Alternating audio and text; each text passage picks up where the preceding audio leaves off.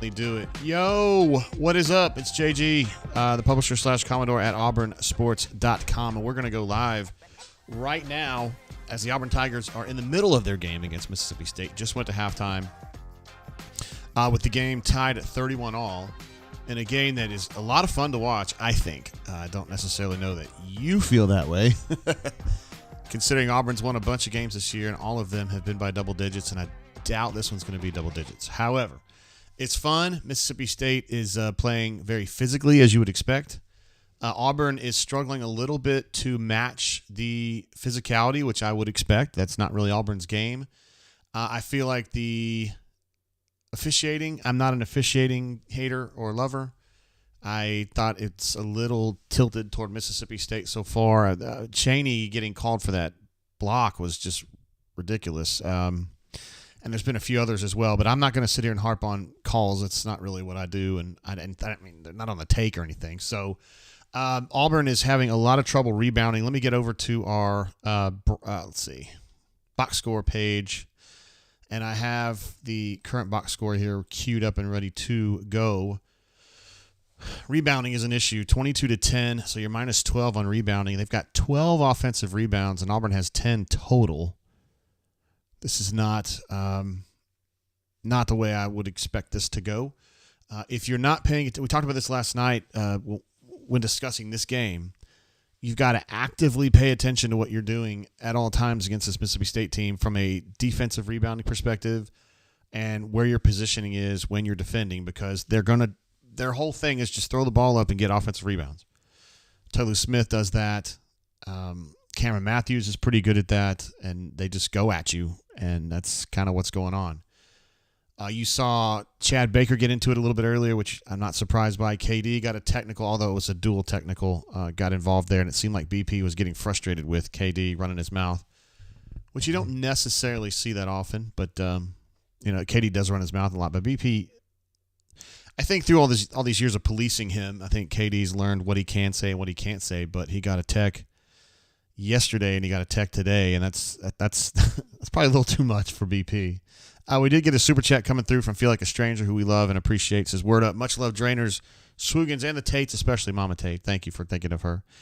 Missed a few minutes and still have a hard time believing Moo You only committed 5 fouls. Appreciate you, FLAS, for being on the show, and we're going to be going live here for a number of hours this way. Appreciate you, sir. Yeah, 5 fouls. Wow. And Auburn called for 9. I don't know. Mississippi State has a different approach to scoring than Auburn does. So I would expect those numbers to be not even. Mississippi State is driving pretty much everything, and Auburn is trying to jump shoot pretty much everything at this point. Was a little bit of driving going on. Denver had a nice drive. Aiden's tried a couple that haven't worked. Chaney had one. But it seems like Auburn's trying to just shoot its way out, which is fine. Just kind of what they do. Let's see. I love the Cats. Hornatius says, if Auburn doesn't win this game, I blame Barbie for the state of the program when he left. Yeah. And Solo Tigre said, in his opinion, he thought that KD was explaining to BP after his tech that, quote, it's not a foul to talk shit. That is true. It should not be a foul to talk shit. Man, this is a fun game. I like games like this. I like games like this because it challenges Auburn in a kind of a new way. Not new, but the stakes are higher. It's an enemy you know well. They played at Starkville. They played here. Both times it was a very physical game. This is a very physical game. Auburn's doing some good things. 50% shooting from the floor. They will take that all day long. 3-point shooting, 3 of 10. Not quite good enough, but you hit a couple more and you'd be fine right there. Rebounding is an issue. Turnovers are an issue. Particularly there, I think in the first 6 possessions, Auburn had 3 turnovers, and it's like, dude, they had 5 yesterday. So I feel like they got that under control in the last 8 minutes of the game. They weren't turning the ball over the same way, and that's a big reason why Auburn went from playing from behind to even now at 31-all. We've got the Welshman period is here with us. It's over in his area in near Glasgow, Scotland. It is probably a reasonable hour at this point, maybe 6 o'clock, 7 o'clock. So we're glad to have him on the show as well. Hornatius, of course, cheering for a 1 a.m. show, which we have done before. I don't think this one's going to go 12 hours, but You never know. You never know. AU Tiger 98, I love the attitude. This is the right attitude, in my opinion. It says AU needed a game against a team like this before the tournament next week. I agree completely. You need to be challenged and stretched out in different ways. And this is a good test. Mississippi State is really good at this kind of game, right? Slow you down, grind it out, rebound it like a madman, all of them, and it just challenges Auburn to step up to that level of physicality, which doesn't necessarily come easily for this team, but I suspect they're going to get it straightened out a little bit, at least to some degree, in the second half because they realize what's at stake here. If you don't make an adjustment, you don't win. 6:06 in the PM there, so he's 5 hours ahead of us there in Scotland. So glad to have you here, brother. Spicy P, surprised that we were going live. Or maybe not surprised, just stoked that we are. And, yeah. Kanuman making a reference to Coach Sonny. Indeed. E. Hall, wonder if they failed math in 3 states too. So the Tigre says, challenged and stretched out in different ways. Yes, challenged, stretched out. Of course. I don't know why your head's in the gutter, brother. I did turn off. There was some questions I think Cleveland Brown asked as well, and Solo Tigre asking about the ads. There were some ads in the movie. In the stream last night that I inadvertently did not opt out of from a new thing that YouTube's doing where they will place ads for me. I turned that off. Hopefully you won't see any today. I think it gave me the option to turn them off completely. I think that's what I chose. I just let me know if you see them. That wasn't my goal at all. Some people don't mind seeing one every now and then, and some people get upset about it, and we've always just done it without it. So my goal is to keep it that way. Okay, so second half, just absolutely going to have to rebound better. Spicy P asks how we feeling.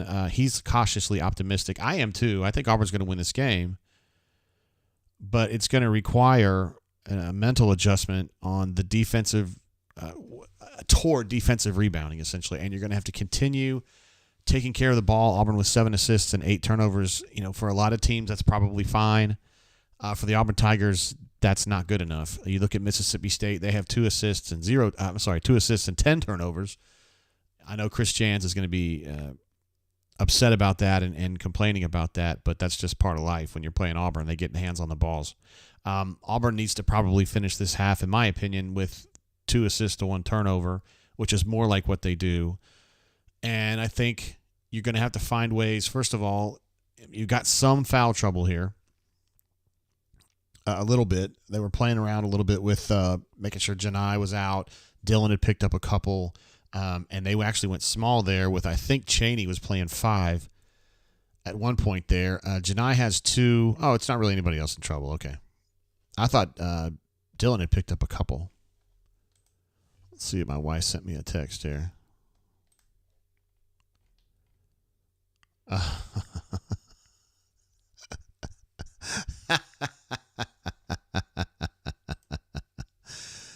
Oh, Courtney, I love you. She's amazing. Eric O., who I believe said he would call in today if Auburn wins, says we're cooked if the domination on the boards continues.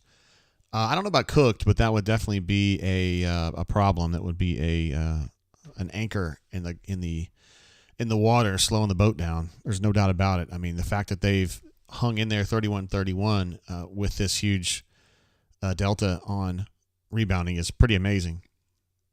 Spicy Pia says it's absurd we didn't even get in the bonus that half. I have to be honest with you. I was working to get the show ready, and so I wasn't watching the game as closely and intently as I normally do, which is bad. I hate doing that. But I don't know if – I didn't see all the possessions, honestly. So I don't know if Auburn is just settling for mid-rangers or if they're actually attacking and just getting hacked. I remember that really late call against Denver. It was Denver was driving, and I thought they had actually just blown the whistle because Chris Moore grabbed his shoulder. They did call a foul on that, but it was like 2 seconds late, and I was like, well, what the hell, man? Like he got fouled twice. I thought on his drive before that he got fouled from behind, not on the challenge to the shot, but he got hit from behind. I don't know. And Tolu Smith for sure is getting away with some stuff too. But listen, guys, we're halfway through the game. These refs are going to talk about things at halftime, and we'll see if it changes things a little bit. Ooh, I better ease up on that there. That is the bracket as it stands right now. I was really surprised last night to watch Florida essentially just dismantle Alabama. Was surprised that game wasn't closer. Florida basically got a really nice push late in the first half to get up maybe 13, 14, 15 at halftime and just kind of cruised it out. And then Texas A&M just essentially took Kentucky to the shed. Kentucky got that down to, I think, 10 a couple times in the second half, maybe 9. And then Texas A&M just said, no, we're just going to keep this lead and push it out. So an interesting situation currently in this bracket, and Auburn's got a really nice shot here. Auburn has beaten, well, I guess Auburn only played Florida once, didn't they, and lost, but beaten A&M, beaten Mississippi State, and Auburn's the best team left. So just try to gouge your way through this game and win it by 6, and get onto this final and take on probably the Florida Gators, which would be a really cool thing for me just because I like Todd Golden so much and he's an Auburn guy, and have Auburn in Florida like that would be pretty cool. Let's see. We'll go back to our main page here. I got the score wrong because that was the score the last moment I could possibly update it before we went live. There we go. Now that number's correct. And the stats I've noted from last night, so I'm going to have to hold those off for the moment. Let me go ahead and clear those out. Don't want there to be any confusion for Auburn to say, how in the world is Auburn plus 20 in the paint? I don't understand. All right, there we go. Not a lot of stats to note. Spicy P says we need a 3 seed. It's big. A top 4 seed is going to see Houston or UConn. I think Auburn has done enough, I think, to get a 3 seed at this point. I would be surprised if they were a 4.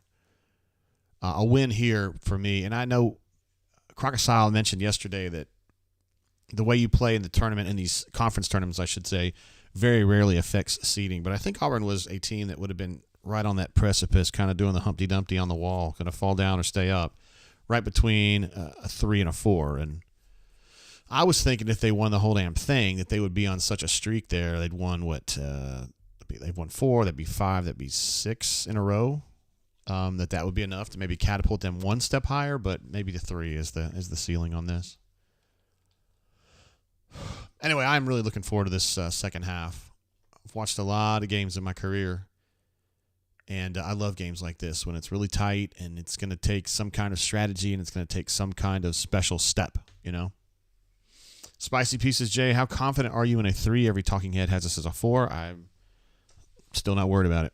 I don't really care either way. You just go out there and you win games. Just like they did in 2019. I love the way they went about that. I said Kansas, not worried. North Carolina, not worried. Kentucky, not worried. Virginia, still not worried, but sometimes you can get away with double dribbles in front of the entire country. And the refs go, oh, really? Oh, I didn't realize he double dribbled. My bad. And Jake says Illinois is ahead of us in the pecking order, even though Auburn is clearly a better team. Yeah, Illinois is pretty good, but yeah, I would think Auburn's better than them. We can compare resumes if you'd like to. Good God. Ken Palm is just such a tough one to follow for Auburn, right? Because Ken Palm's got Auburn 4. Auburn's been in the top 10 of Ken Palm pretty much the whole conference season. And most of the year, honestly. Ken Palm has Illinois at 10 at 24-8. Auburn's 25-7. Illinois went 14-6 in their league, and it's probably a worse league than this one. They've got Nebraska today, who really had a nice game yesterday, for sure. It'd be weird for Auburn to be a 4, but, I mean, weird things happen sometimes. Let's see if I see any of my friends at the press row there. I don't this time. I used to be really stoked when I used to work on press row and they'd go to TV Lives and Courtney would say, I get to see you. I was like, oh, it's exciting. Ooh, AU Taxman says he got some Discovery 5 in the glass today. I love it. Jacob G in the house says, Jay, I didn't realize your ass was streaming already. Hey, if you're at work or whatever, I'm glad to be a talking head to help you if that indeed helps you. I know a lot of folks are going to want to watch this game Either listen to Jimmy Dykes or listen to Andy and Coach Randall. But if you guys want to hang with me, that's fine. I'm not going to really call it play-by-play because I think there's a disjointed thing where you guys are either ahead of me or behind me, and I'm not trying to do all that. But I will talk about the game in kind of a general sense, and we'll be taking a look at some statistical footprints as we move forward in this half. And I have good news for you guys. Auburn has got off to a nice start in the second half.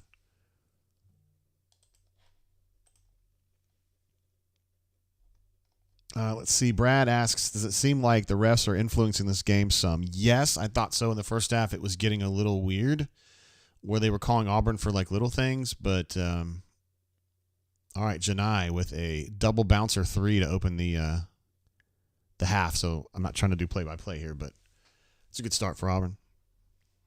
Good start for Auburn. I will be looking almost exclusively at numbers from the second half. So, I like to look at – some people just keep posting game boxes, but I want to see specifically what Auburn does in this half, right? We know what happened in the first half. Let's see how things change in the second half. Auburn did a nice job of forcing Mississippi State to take essentially a mid-range runner for its first possession of the half, and it was no good. Auburn got the defensive rebound, as you want to see. And so that was a good defensive first possession for Auburn. Mississippi State matching Auburn 5 out right now. Aiden got kind of caught in the corner, and they had to call a timeout there. It looks like BP is frustrated with Janai for not giving Aiden somewhere to pass that ball. So we got a timeout here already after, you're in the middle of Auburn's second possession.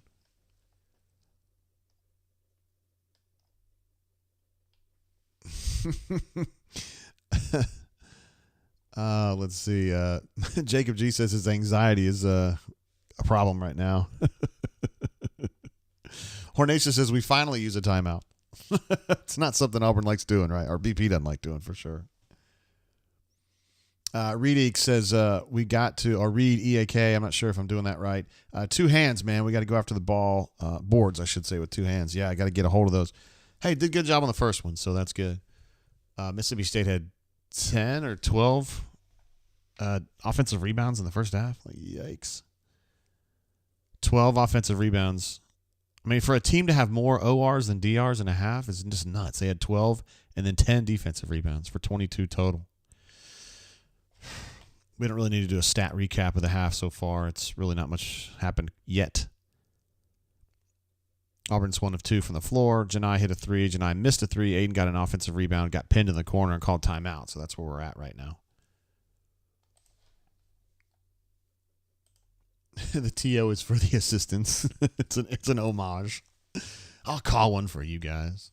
All right, let me. I will kind of sort of update the score. I mean, not like every single bucket, but I will do it from time to time.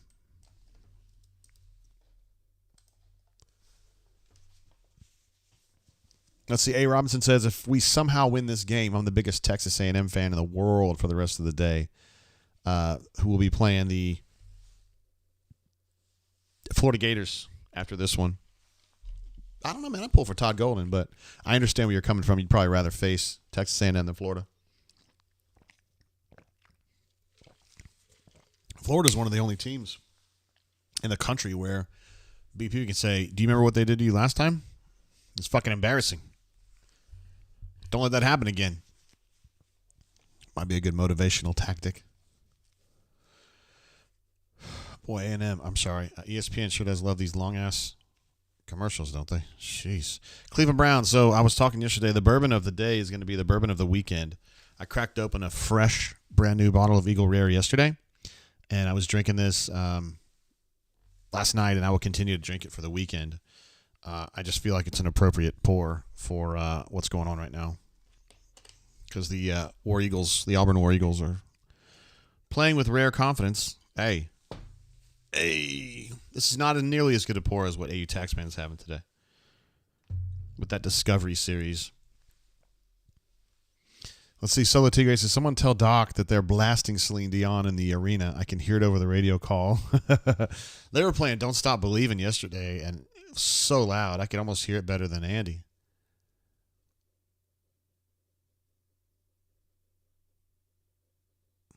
Man, Chris Jans is pissed. There's Scott Padgett, tall guy right there, white dude. Former UK Wildcat at the time when I was at Kentucky back in 98.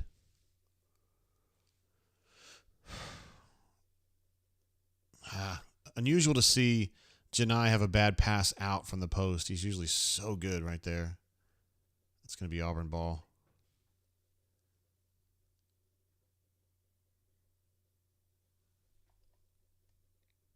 I'm trying to see what BP's trying to call here. They go through all these plays, and I watch them in practice, but I'm not going to sit there and like try to, go with his calls or whatever. Oh, that was a nice little shimmy shake from Chad. Just didn't get the shot to go. Jeez. Spicy Pete says the truest things that's been said all day. They really force us outside our comfort zone. You're damn right about that. Auburn is a little bit shook. Just in a general sense when they're playing Mississippi State, just because of the way that that they make you play. It's so slow. Denver with another drive, and he puts that bad boy through. Put another 2 up for the Auburn Tigers. They make you, at worst, or at best, I should say, it's a half-court game, and at worst, it just becomes literally like a slugfest. They're taking swipes at you. It's a lot like somebody said in our show yesterday. It's a lot like playing the Detroit Pistons back in the late 80s or early 90s, and it really is. You got a little point guard just like Isaiah, and then you got a bunch of tough dudes for their size. They're pretty big, except for Hubbard. Long and big and generally have a bad disposition. So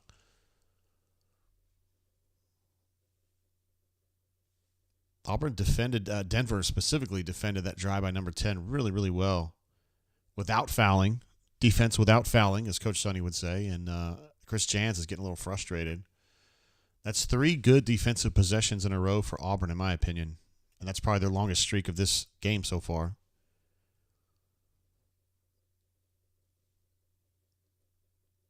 Let's see what they're trying to do. Oh, Chad. That was a nice drive, though. Oh my goodness. Dude, easy. Easy, Chad. Melee says starting our 20-0 run.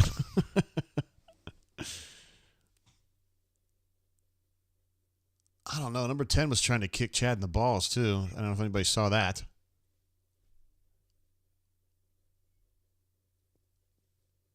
This team's such an interesting mixture of guys that talk shit and guys who never talk shit. Like Jalen will never say a word.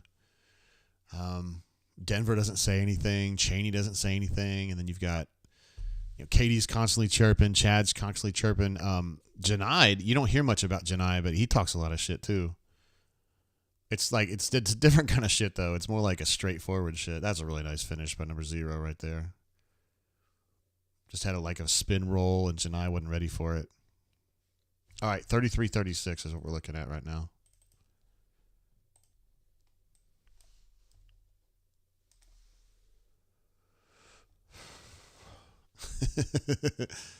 Hey!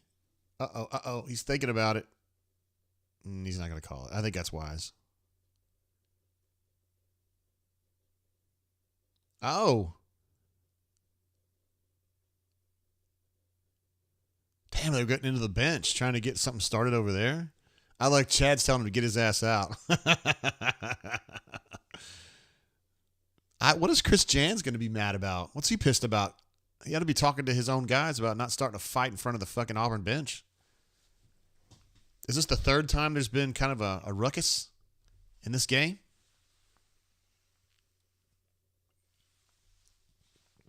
Can you describe the ruckus?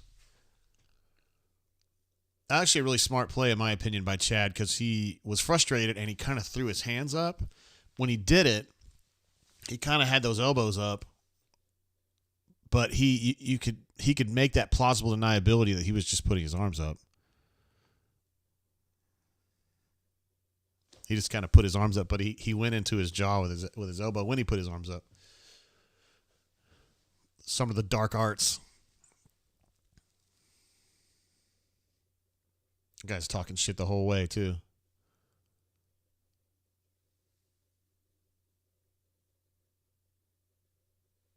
He's almost, ref was just about to call the tech on it, but he didn't. He was looking for one more retaliation. That was smart by number 0 to just back off. I don't know what number 1's mad about. Cleveland Brown says, look at CBM just chilling on the bench.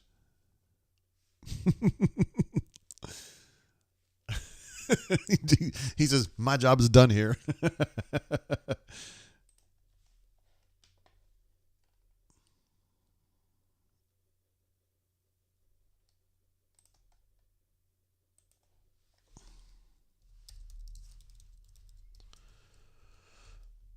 All right, so we had a change. Not that you guys care, but we had a change, staffing change. So BMAT was going to do a basketball gamer, but he sees there's a lot going on with recruiting right now, so he is transferred to recruiting for the rest of the day. So Caleb and BMAT are going to be doing recruiting updates for the board, and then Brian Stoltze is going to be doing basketball, him and Henry. So not that you guys care, just letting you guys know. I guess it's kind of hot over there. At the Woltos complex because there's a lot of kids, something like 20 to 25, meaningful recruits over there today.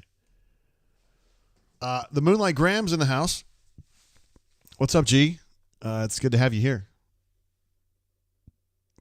Kuhneman says, Chad doing Chad things, believe he is successfully in their heads.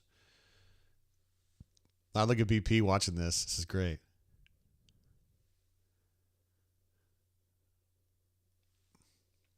It's like, I don't know if you guys know who Burgo is. I mean, I know Kuhneman and some other people do, but Burgo just he has the first seat on the bench. He reminds me of Walter Sobchak when the dude comes up and Liam and me, we're going to fuck you up. And Walter just stares at him. That's what Burgo did right there. Let's see. Moonlight Graham says, I saw a bunch of Kentucky fans last night, and they're pretty irritable. They're pretty irritable all the time. Did they give Chad a foul? I'm not surprised because he did go elbow to face when he put his arms up like that.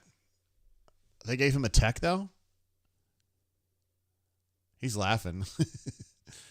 But the other guy had to get a tech, too, right? I mean, he shoved the hell out of him.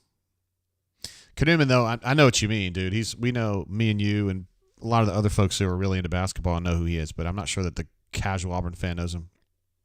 I know they were talking about him a little bit earlier on the ESPN broadcast. I was listening to the radio, but I think they were talking about him on the ESPN telecast about Burgo because they were showing him. And then I think the dude from the Montgomery Advertiser wrote a story about him the other day too. So, all right. So double tech. Thank you for explaining that to me, guys, because I can't hear. I'm just hearing y'all.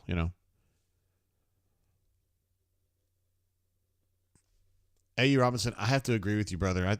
I don't understand. I don't feel like CBM did anything wrong there, but I definitely don't see technical. There's a long conference right there with the two head coaches. Usually it's just, 10 words and they're out, but here he's taking questions.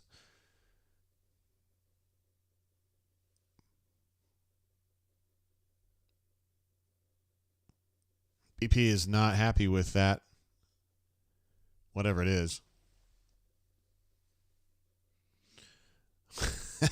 A Taxman asks, if Moonlight Graham, did he ever read The Boat Rocker by Terrence Mann?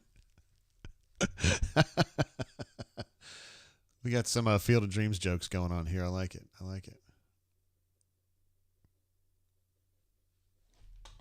Let me see. Yeah, I like that. Solo Tigre says it's time to put Darren Scott in there and hand out some punishment. That'd be interesting to put him in there and just say, hey, man, just throw some elbows. I don't know. Man, that's a foul right there on Denver's drive. Oh.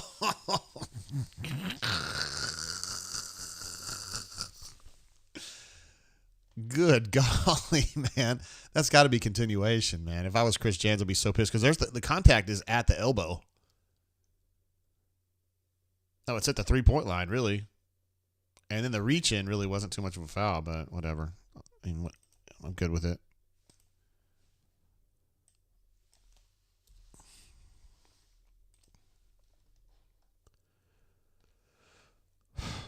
Yeah, Solo Tigre, he definitely came to play.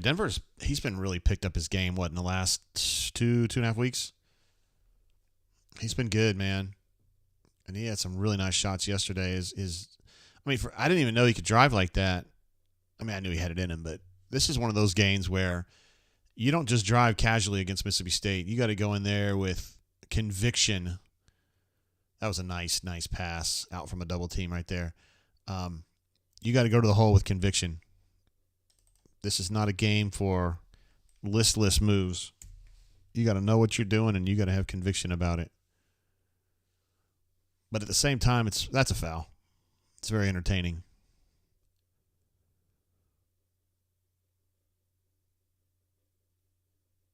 They're trying to run a ball screen there for Denver. Oh, the other foul. We're still early in the half here, but I do think they're calling this a little differently because Auburn's already drawn a couple touch fouls. Oh, here we go. Chad talking some shit to Jeffries. I love this stuff, man.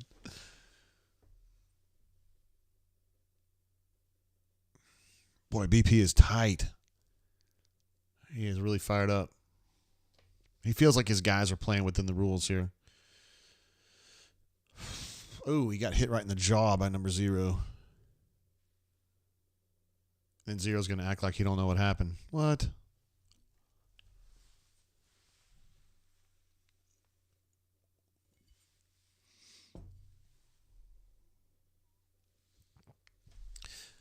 Boy, this game is really moving slowly. Now they're going to take Janai out from blood drawn from a punch to the jaw that they're apparently not going to adjudicate. I mean, jeez, what is this? Call Me Biscuit says, is this the most physical game of the year? I thought that the game in Starkville prior to this had been the most physical game of the year, but now I think it's this one, yeah. This is just an all-out brawl. This is just a backyard brawl with your brother. Just going, it's a fist fight. But it's fun, man, because there's Clark, Auburn's trainer right there. Clark, stud, cool guy. Been doing that job for a long time, kind of thankless job. Let's see, talking about Denver, I reckon he had to change his whole game to focus on being the defender this team needs. You're right, he is definitely their best perimeter defender. And it took a minute for him to find his offensive groove. He's becoming a dangerous piece driving and shooting. He's always been a good catch and shoot. He just didn't have the confidence early on. Now he does, but he's also driving, like you mentioned, Solo, and that really makes him, like you said, a much more dangerous player. He's been so valuable the last two or 3 weeks. Let's see what Auburn. Jalen. He almost always hits that drive. God, he missed it.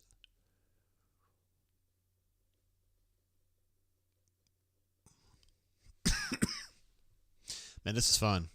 It's a fun game, man. I really like this stuff. Okay, so they're running cutters.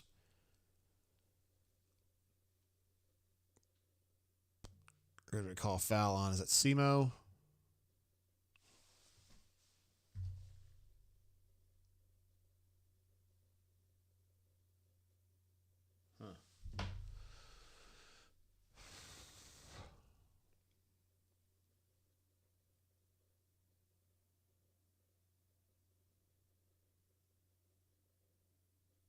I guess ESPN's doing that. Wow, it's a really physical game out there. Yeah, it really is. All right, let's take a look at the latest box score for the second half. I got to get this pulled up real quick. Box score second half.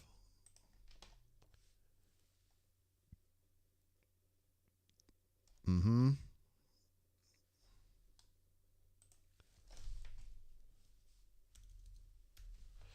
All right, let me cut and paste this bad boy. And we shall take a gander. Currently, Auburn has outscored them 8-4 in this half. Auburn is shooting 3 of 8 from the floor. From the floor. All right. Get over to our box score page and slide this bad boy in there. So this is just for the second half so far. That's all you're seeing there. Auburn 3 of 8 from the floor. They're 2 of 5 rebounding. Let's see where that's at. 3 to 5. Auburn's ahead. How about that? That's a change. That's a deviation. Auburn got out rebounded by I think 12 in the first half, and they're up 2 right now. Now it's early still, but a trend is a trend. The teams are dead even at 21 minutes apiece. Just kidding. Auburn 1 assist, 1 turnover. They have 1 assist, 1 turnover. 2 blocks for them, 0 for Auburn. Still pretty early, though. You do like to see the offensive rebounding trending toward Auburn's way. And Mississippi State has 0 so far in, I think, 5 possessions, maybe 6 possessions. I can get that answer.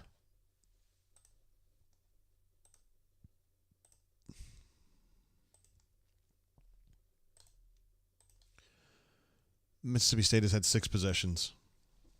2 scores. So, yeah. There you go.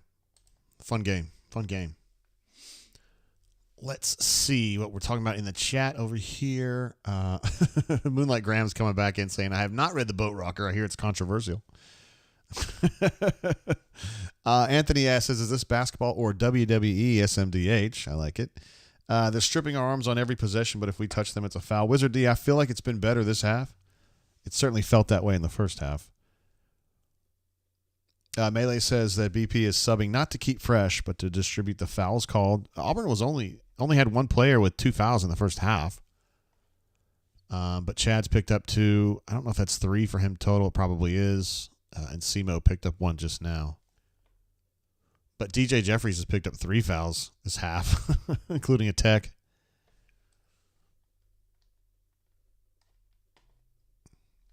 Moonlight Graham says when UK and Tennessee lose, the attendance goes way down here in Nashville. Yeah, that's true. That's true. Kentucky lost. I was really kind of hoping that would happen. And I didn't think it actually would, but it did. All right, so DJ Jeffries, he has 3 fouls in this half, but he didn't have any in the first, so he has 3 total. He's the only one in foul trouble for them right now. But he's an important player for them. He's their leading scorer in this game. So it's good for Auburn to have him sitting down for a minute, and we're back to action now.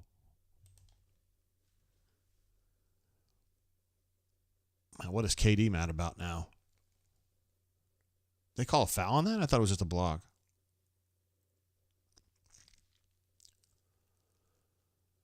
This is definitely one of those games where you just got to keep your head about you as best you can because it's so frustrating. They did call a foul on that. Wow.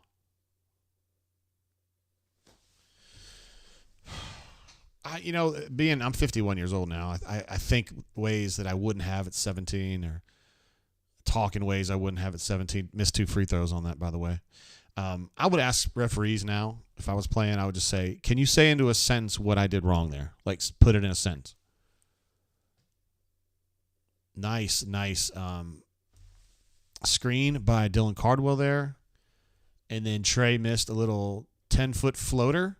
But it looks like Cardwell, and we talked about this last night and also at halftime, you've got to keep your head about you every second particularly if you're a 3-4-5, you've got to think about rebounding position every single time the ball goes up, or maybe even before the ball goes up. Looks like Dylan was doing that right there and drew a foul just because he was in great position. All right, so they're going to double-team the post, even if it's not Janai. They double-teamed Jalen there. He got the ball out quickly to KD, but he missed. Another smart game so far, at least in my opinion, from Jalen, although he doesn't have the big numbers or anything. I thought he played a smart game yesterday and finished with 3 points. KD going to try to go coast to coast, and he got it. I thought there was contact, but they judged no. 41-35 is where we're at right now. Auburn is adapting here. They are playing this rough and tumble game a little bit. I think their defensive intensity has been the difference in this half. There's a foul on Mississippi State right there. Oh, they called a block on KD. I need to see the replay on that.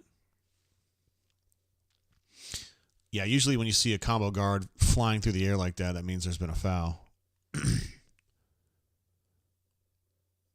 Mississippi State did not even pick up KD until he was below the free throw line. That's crazy. I probably call that a charge, guys. I'll be honest. I'm usually not one to be ragging, but I knew that Trey immediately went from that's bullshit to I got to hold KD or else he's going to freak out. It's good leadership, man. It's good leadership.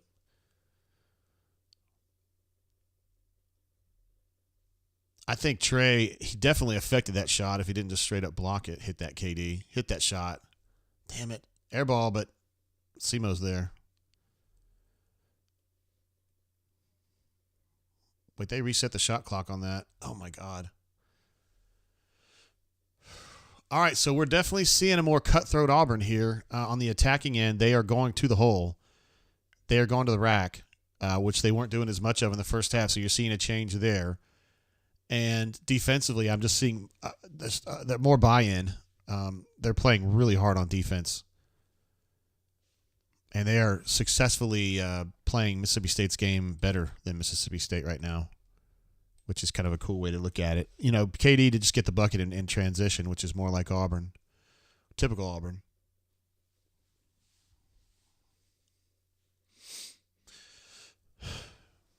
Yeah, Chip says MSU is very frustrated. They really are. They're kind of getting it thrown back in their face a little bit because Auburn really has just kind of bowed up here.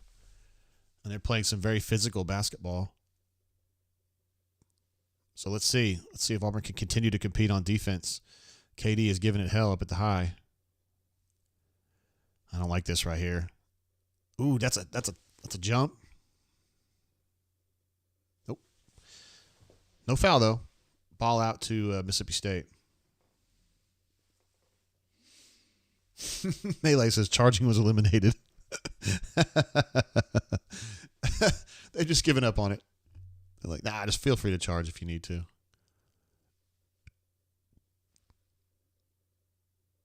I'd like to see a replay on this too.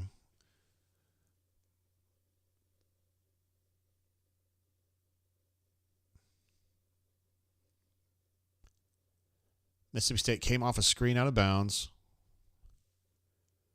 Yeah. Jalen just kind of landed on his foot. That's a fun game. Call Me Biscuit jumps in. What's up, brother? I'll be seeing him before too long when we're up at the Atlanta event on the 4th of April. It's coming up fast. Win this game and get Sunday to Nashville on the mic for tomorrow. Love this team. Plays so many guys. Perfect for this type of game. You're right. They can disperse fouls. I mean, that's one thing they can do, right? Spread it out among 10 guys instead of Mississippi State probably plays more like 7 or 8. All right, 37-43. Thanks for the super chat there, brother, and I look forward to seeing you pretty soon. Actually, that would be just meeting you straight up.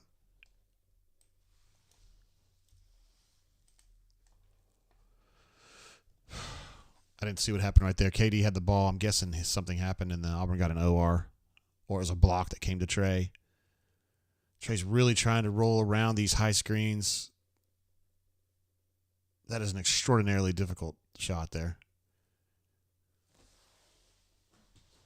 He's trying to roll around the screen with his shoulders square to the bucket because he wants to maintain his best vision to be able to dump that ball. He thinks that Dylan or Janai, whoever, or Jalen is going to be open at the post. He couldn't really see. They were hedging the screen, and they had another guy come. Oh, that's got to be a push. That is absolutely a push. They were hedging the screen, and they had a guy stepping up to it as well. It was just too much clutter for Trey. He probably has to back that out to the arc and reset it. Instead, he was trying to look forward, and he just got caught in a cul-de-sac. Looks like Jalen drew a charge, more of a player control foul on the other end. Good defense, man. Auburn's playing smart ball. Oh, Trey just gave up a ball.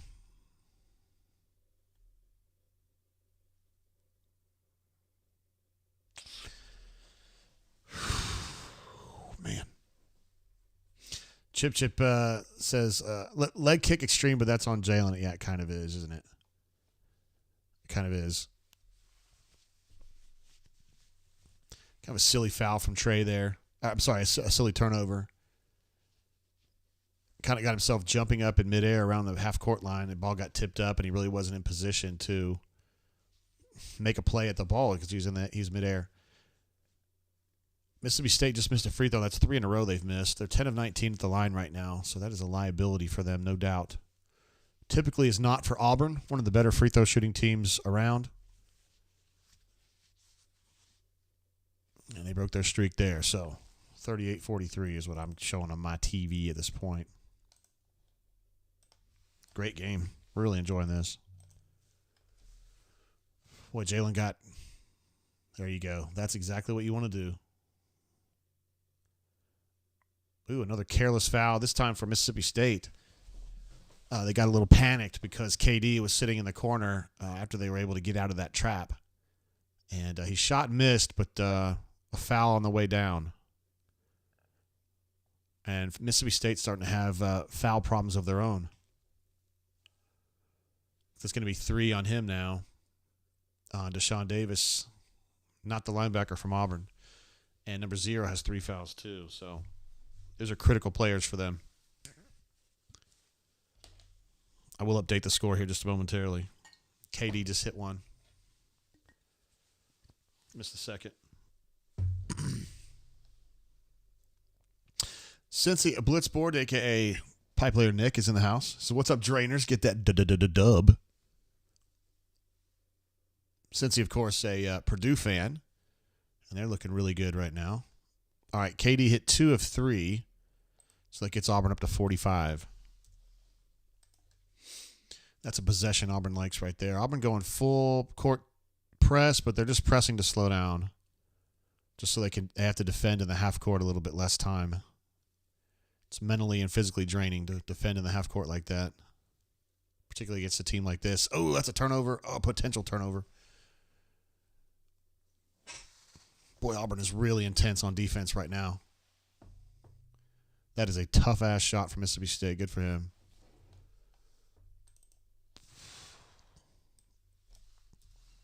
It's like a no-look turnaround from about 12 feet.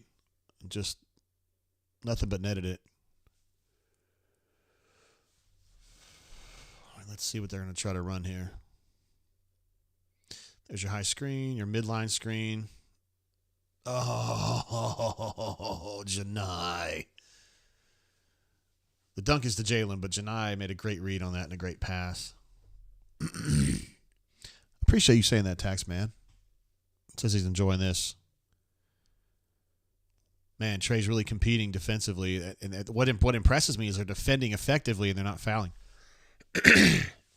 Oh, KD just got hit on a screen there. I'm sure that was painful.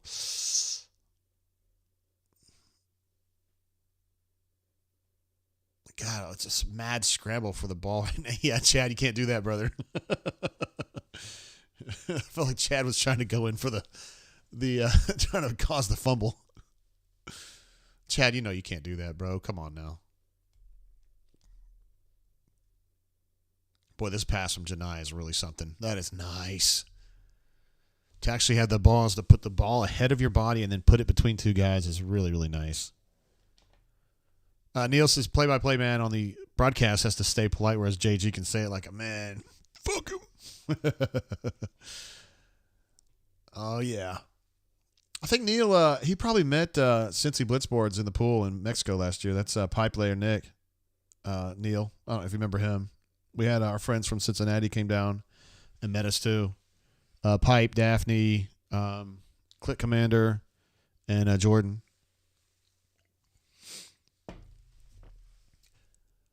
Jake says, I want to put to bed this narrative that we can't win a close game. If it happens here, this will definitely qualify as that. And Scotty Peace's terrible foul on CBM there, I completely agree. That there's just no way that was going to work. Even if he had gotten the ball out. I have not updated the score yet, and I need to after Jalen's dunk. So that's now 47. 45, and we've got, about 10 minutes to go? 11:18. I'll go ahead and add that. So I'll get a little more specificity. See if I got room for that. Hell yeah, we got room for that. Make it a little smaller, though. There we go. Call Me Biscuit says, how many times we heard Sonny say, play defense without fouling at pocket? Yeah. That's definitely a phrase that I picked up from him because he says it. And when you're watching games, you're always, people like to say, gotta get a stop, and a stop to me is a more nebulous term than defense without fouling. That means do something without getting them to the free throw line, Let's see.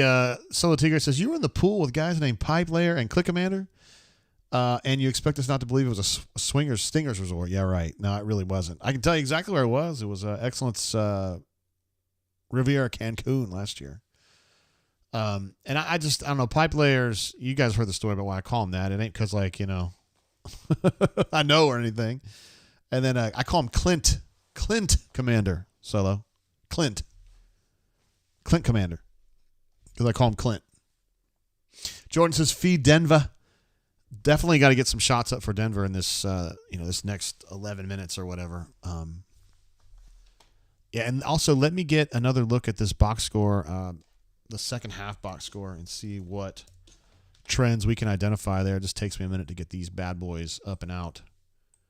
Probably could find a more efficient way to do this, like sharing my screen or whatever, but I haven't really figured out how to do that comfortably without you guys seeing all kinds of dumb shit that, like the Ken Palm screen or my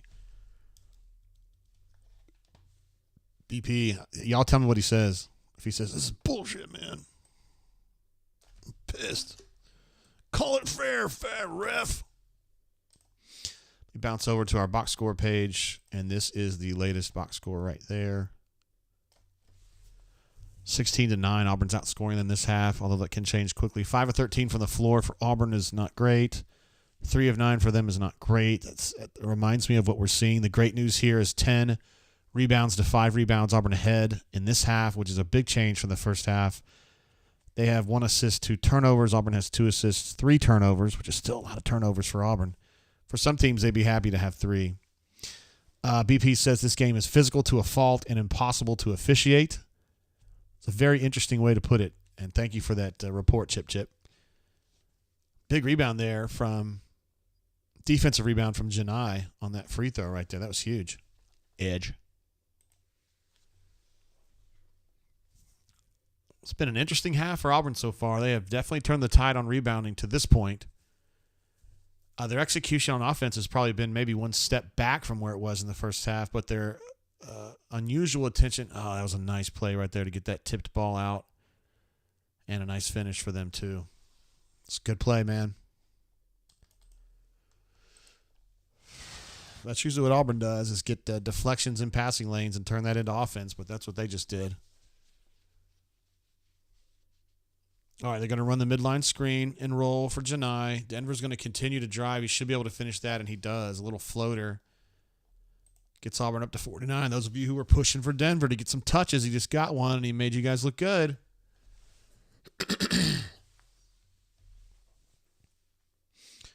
42-49. Auburn has been so good on defense. Oh, that was not a great defensive possession right there. The help side, it was so early in the shot clock, the help side defender was not playing with his head up yet, and didn't have a way to assist on that drive. And Mississippi State just gets kind of a freebie.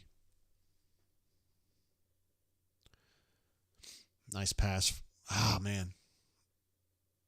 That's a kickball. Reset the shot clock. Kinnaman says he feels like he's watching the Pistons from 35 years ago. Completely agree. So physical. And such a rough and tumble ball club. Ball club.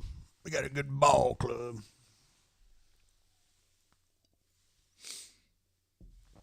Oh, I forgot to give them their last bucket. So it's 49-44 right now.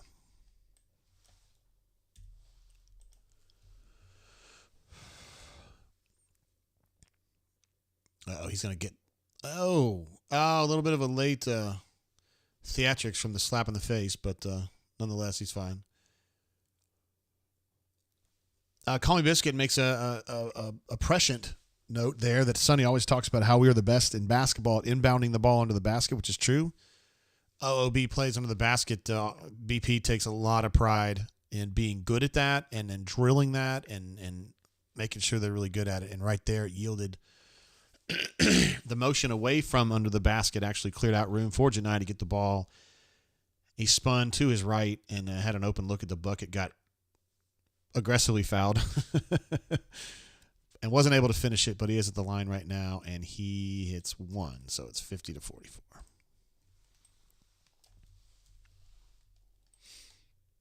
Again, really fun game. Auburn has a nice lead here. I mean, 6 points when you're playing this slow means something, but a couple defensive breakdowns or a turnover in the backcourt can really hurt you in a game like this. God, Jalen had his arm all the way extended and still was an inch short. Boy, Janai's playing some D right there. Playing some freaking D. Physical, but no foul. I like it. That's the fourth time in probably 6 possessions that Mississippi State has gotten a hand on a pass in a passing lane. Auburn's got to be more careful on that. They may need to focus more on pump faking the passes or something. You might be able to get them to commit into a lane, and then you can drive by them to the inside. I don't know. They're really overplaying the passes right now. Not a mouse said, LOL. Announcer just said Janai defended without fouling. Is this the guy that's hurt Mississippi State are messing with his oh, they left Jalen open for a 3. Yes. He gets it on the roll. 53-44 Auburn Tigers.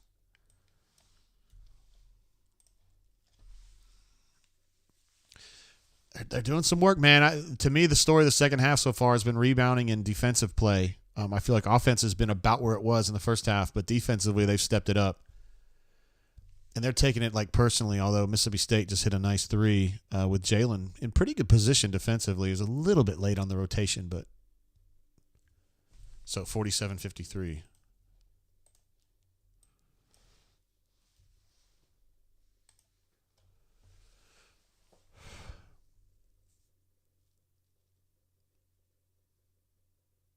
Auburn looks like it's running a zone play right here, even though Mississippi State's not in a zone.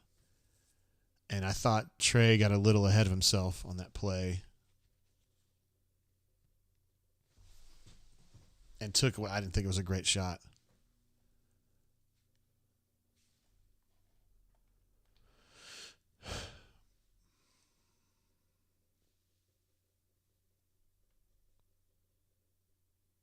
Yeah, we're talking a little bit of scotch there in the chat.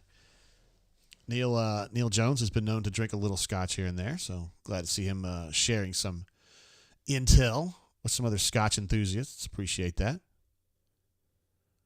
Boy, Janai's really fighting in the post, isn't he? He's trying to front that. He's trying to front Tolu Smith. Great attention to a box out on that. He wasn't going to let Tolu get anywhere near that rebound, so that's the kind of stuff that I didn't think they were doing much of in the first half. Much, much more attention paid to rebounding position this half. On both ends. Boy, they are really hedging that screen aggressively on Trey. Hit that, Denver. Oh, snap. Big rebound from Semo. Semo's been good for like one of those a game here lately. He heard the bunker ragging on him saying he sucks. And he's not great, but he gives you he gives you effort now. Whatever's wrong with Semo ain't because he's got a bad attitude or he ain't trying. Kind of reminds me of like the basketball version of Jake Holland, you know? I mean, Jake was a great teammate and easy to coach, and he was always where he's supposed to be, doing everything he's supposed to do.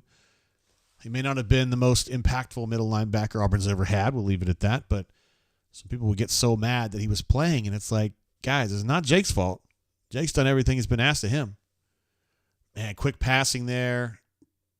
Probably would have called a foul on that, but they didn't. Got to challenge that ball. You cannot challenge the ball. You can't have your initial challenge on the ball be at the below the free throw line. You're going to lose that one 96% of the time. Auburn was not picking that ball up at all in transition. Oh, a little flush, shitty. All right, so it's 49-57. I'm going to update this.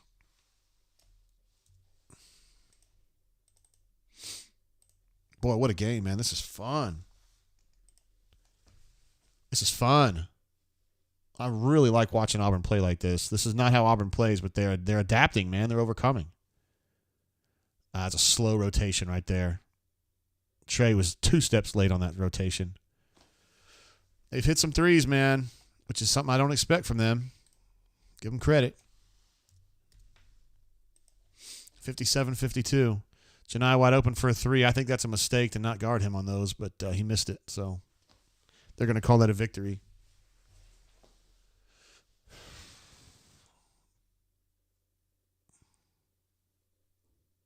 Oh, that's a tough shot right there. Jalen, I'm sure he had the temptation to foul him right there, but he did not. So 54-57 after they hit a 3 and a 2 back-to-back.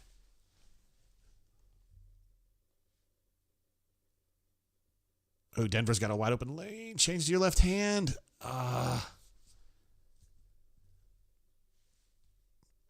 Auburn's not picking him up in transition. I'd call a timeout here. Yeah, they did. 57-56. 2 times in 3 possessions, Auburn got pushed back in transition and just didn't pick anybody up. It's like they were so surprised at the turnover that they were slow to react to get back into in a defensive mindset, even in transition. Yeah, so the Tigres just stop the ball, damn it. I couldn't say it better myself. They're just getting – these turnovers are getting out so quickly the other way that they're not getting themselves together. That's Trey again.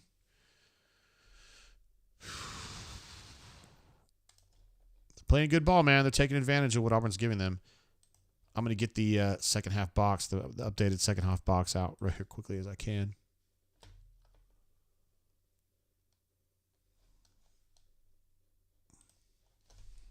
All right.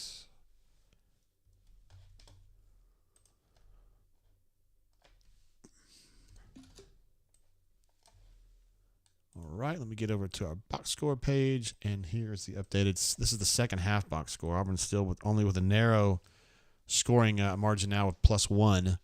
9 of 21 from the floor. They're 10 of 20. And rebounding is still +5 to Auburn, which is progress. 4 assists and 2 turnovers for them.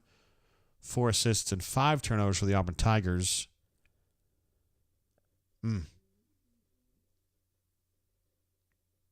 Auburn with no steals this half, which surprises me. I feel like they've gotten their hands on some balls, but haven't secured a steal yet in this half. I don't know, man. Chip, we could probably argue that one. You say Broom was open with that 3 isn't the shot you want at that point. I mean, he's been really good from 3. He's about a 50% shooter since conference season started. And if he's going to be wide open, I don't know. I like it. I think I'd be okay with that. I'm less fired up about Trey trying to launch teardroppers from 12 feet, but you do what you got to do. E. Hall says, tight sphincter boys, lock in. I love it, man. I think we used to call that the masochist society in the bunker. People just like to be beaten. Auburn needs to hit a couple more buckets, man. 9 of 21. Considering the way that they're approaching things on the attacking end, those shots should be going in a little bit more. I feel like they've been paying, with the exception of a couple from Trey, really close attention to getting the ball closer to the bucket. Interesting point. Biscuit said had to add some time to recording the game. We're already over 2 hours. That's right. This game started at noon. It's 2:04. Still got, 3:30 left in this bad boy? Shit, no. 4:54 is what we got left in this one. How about that? And Melee says we take our timeouts in May. Kind of jumping on the concept that BP doesn't like calling timeouts very much. He's definitely not pro timeout. Chad with 0 points this half. A little surprising. He's only played 5 minutes because he's picked up 3 fouls. I think he's got 4 now total. So that probably explains it. He's going to probably come in on this next shift, and they're just going to ride him out until he fouls out, I guess. And hopefully he just does a couple nice things here. Wisconsin and Purdue locked up in a tight one there.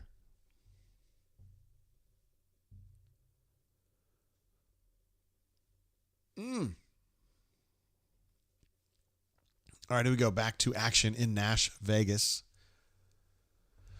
Oh, man. I like these games, man, but it can wear on you a little bit, can it? Let me change that. We're going down to 454.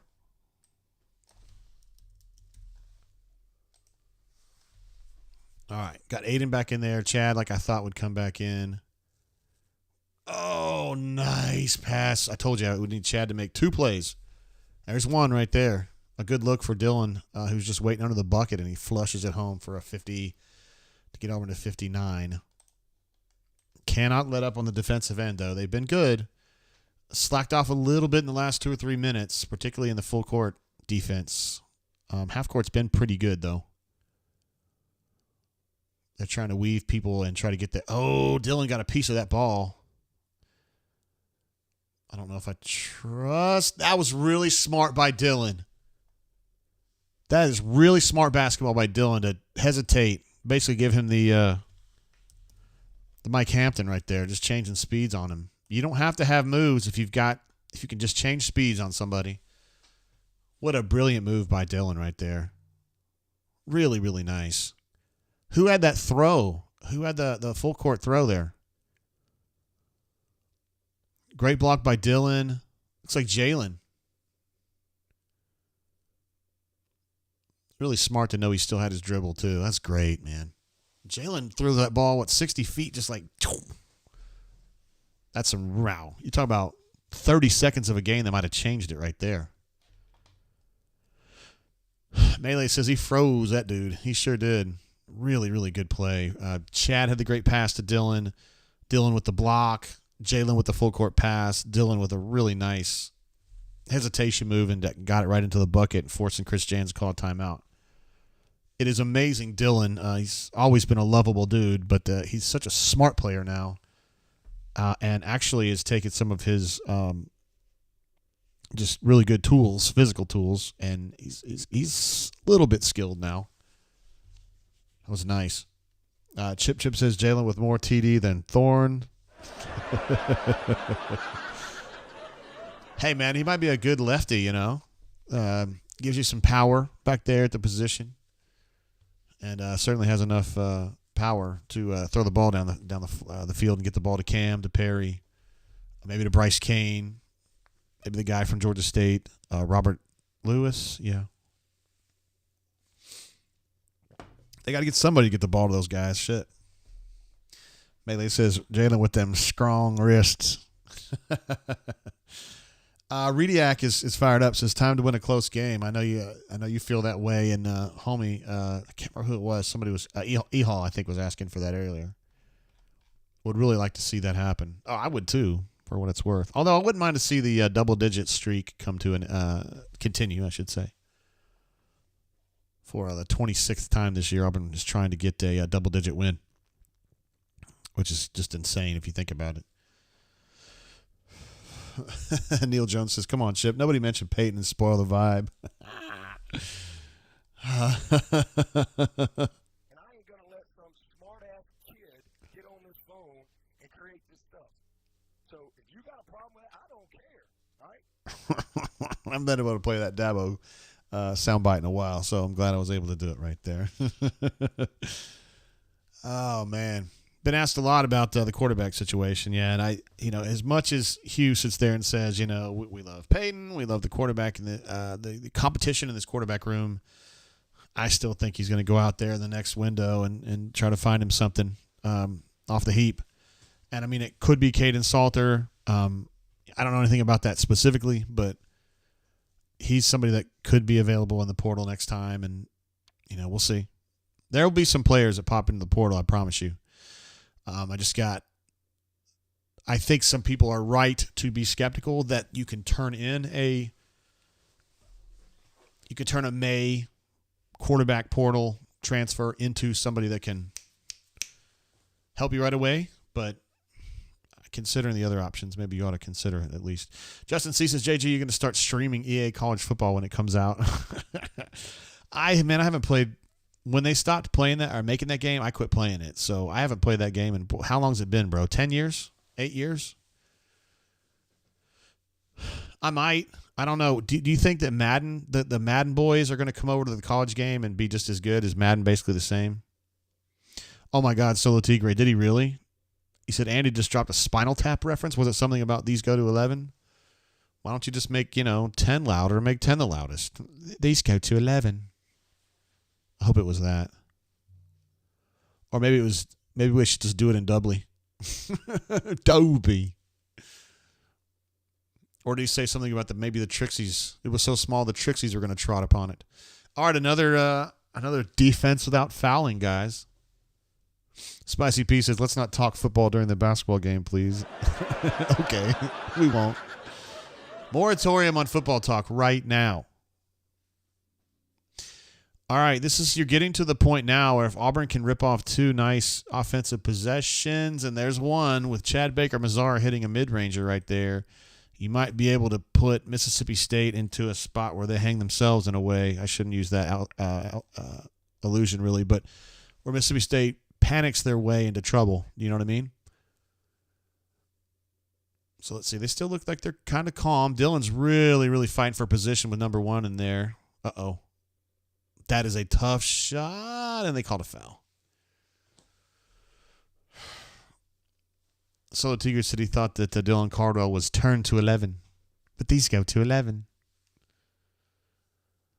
That's that point guard from Florida that they're showing right now. He's a baller, dude. I like him. I do think Auburn's going to bring in another point guard next year. And I don't mean Tahad. I think they're going to be on the lookout for point guard.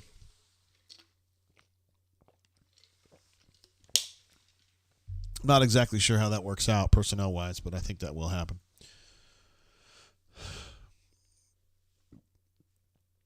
Scotty P says Rob Reiner and the guys are working on a sequel to This Is Spinal Tap. Big if true. That's amazing.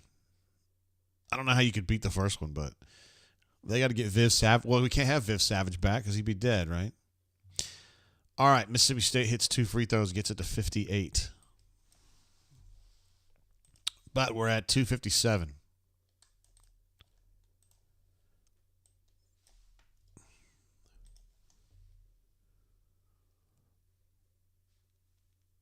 All right, still watching here. Auburn would be wise to just kind of use a shot clock. Jalen with the right idea, trying to hit a cutter near the bucket, but Mississippi State was up to the task and got a hand on that. What a creative little move right there. It was a hop step, a 2-footed hop step to the right to get around the potential block, and then he hits the shot from about 6 feet. Really interesting idea there.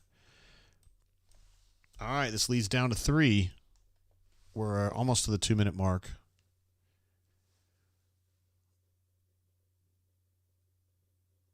Auburn's a little disjointed here. 8 seconds on the shot clock. Oh, Janai was there, but Aiden was blocked. He couldn't see. Chad. Oh, Chad with a 3-pointer as the shot clock expired. That is brilliant. And they called a foul against Auburn. Looks like Auburn picked up in transition a little bit better there. This is a huge 3 from Chad right there. And to take every last second off the shot clock there. All right, so transition, they get back quickly after the make by Chad. Auburn picked it up reasonably well, but they did foul on the shot. So they're getting 2, and they just hit 1.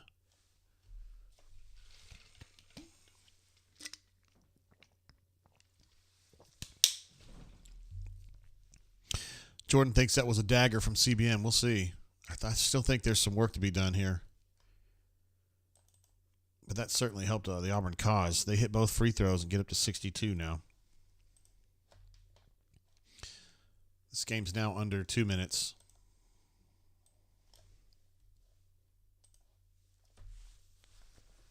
They would again be wise to... TBM's picked here. He got trapped and stuck over there against the baseline, but he was able to wisely coax a tap from the other team and get it out of bounds. 17 seconds on the shot clock right here. Trey coming in for Aiden. I wonder if that's just because BP got frustrated that he missed that cut for Janai, I should say, and maybe just thinking that Aiden's not able to see through those double teams. Whereas Trey is a little bit better at it. He's a little taller, and I just feel like his vision's a little bit better around those screens. Okay, they're going to say reset the shot clock on that. So that's good for Auburn. CBM, not your normal BM. I like that. I thought he said reset the clock.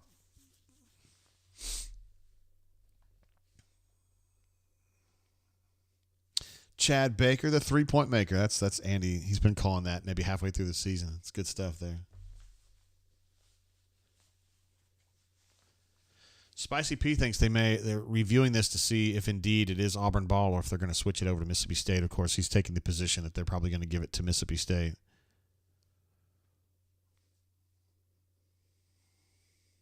This looks like Burgo sees something here.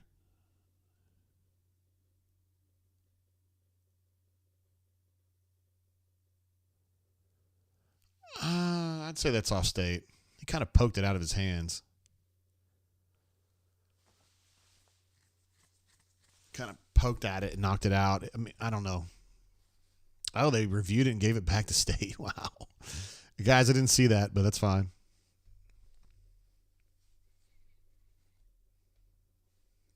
A. Robinson gives it an SMH on that. All right, so 4-point advantage for Auburn here with 1:30 to go now.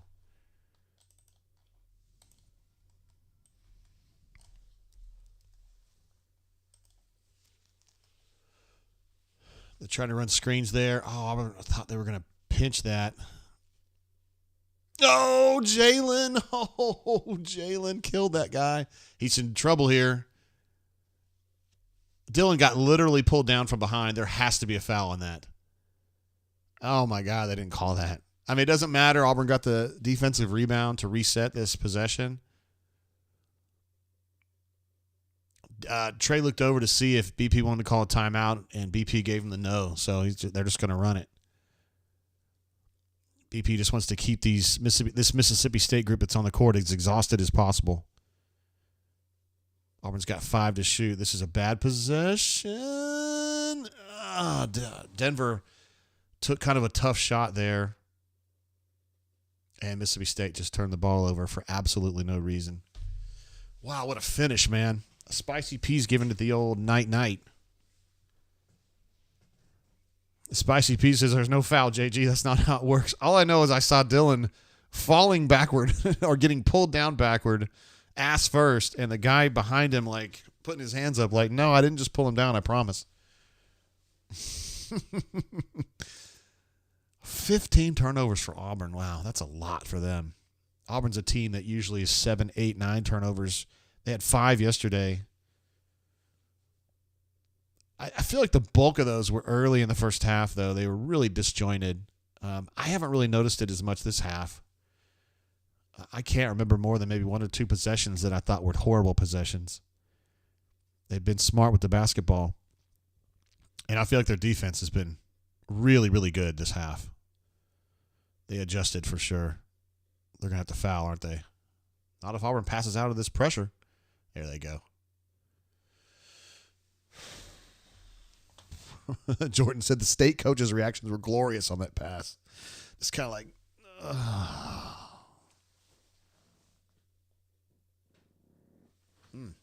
wow. Yikes.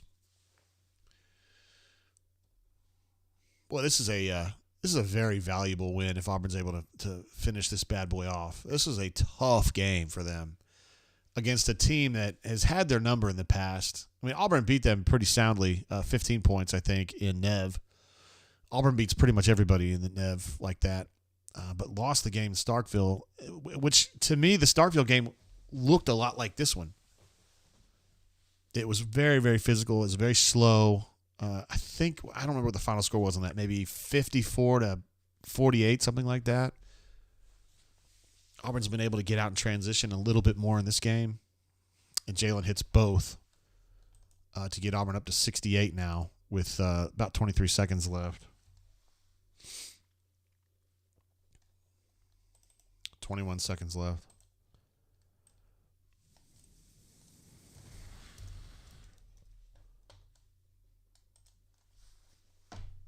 Yeah, Spicy P. Hey, man, I called it, though. Not that it was a crazy call, but I said I think this is going to be they're going to win this one close, I think. There was just no way you could watch that first half and think Auburn was going to blow them out.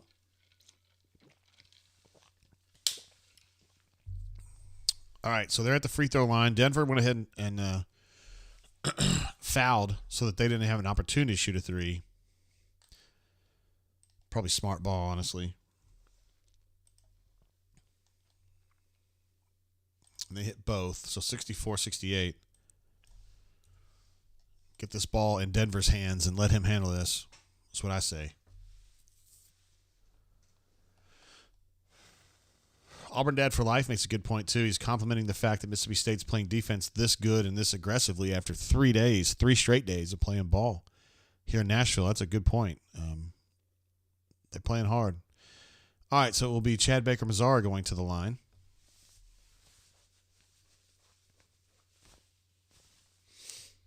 With his team up 4 with 20 seconds to go. 20.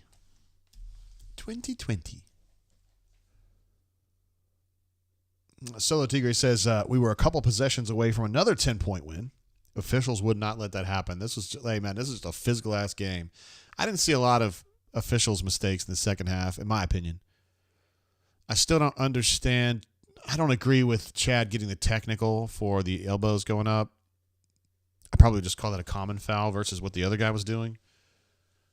But that's kind of a minor thing. Chad hits the first.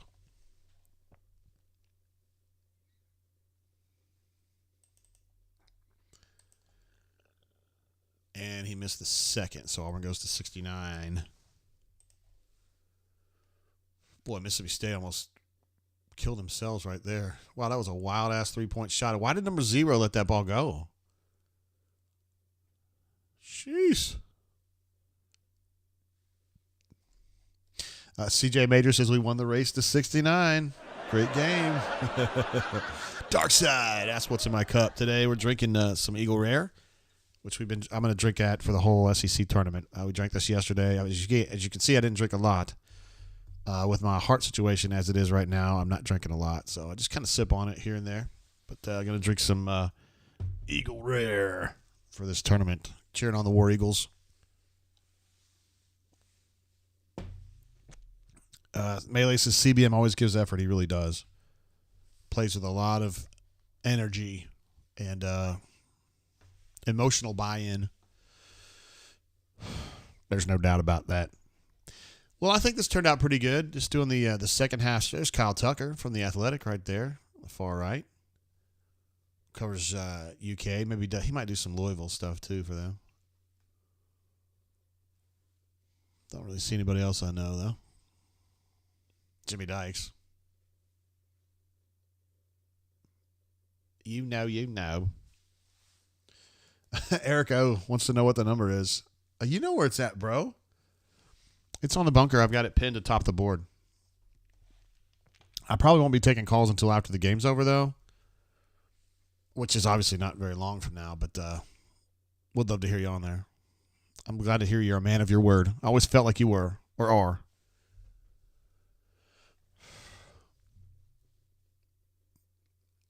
Yeah, let's see. Chip says, JGT, if AU wins the Natty, you must bring that Final Four Knob Creek pick to Orange Beach. Yeah, I probably would do that, yeah. It sits on my, it's that one right there. Yeah. Dial 1-900 Mix-a-Lot. Kick those nasty thoughts. Baby got back. Neil says, victories like this are always great for team morale and bonding. Stand and fight side by side. No doubt they sure did. CJ says, what happened to your heart? I have something called AFib, which, 10% of adults have. It's a situation where I have an electrical conductivity problem in my heart. And from time to time, it starts beating completely out of rhythm, sometimes very fast. And the result for me is I'm at a much higher risk for a stroke, which I have not had, thank goodness. And also, I get very tired. I can't walk very far, literally from the bedroom to the kitchen, and I'm winded. So my cardiologist said I should not be drinking very much, and I interpreted that as maybe for a finite period of time. I won't drink much for the next 2 or 3 weeks. Ah, they got one freebie inside on out of bound. I'll run a little bit slow getting to the ball there.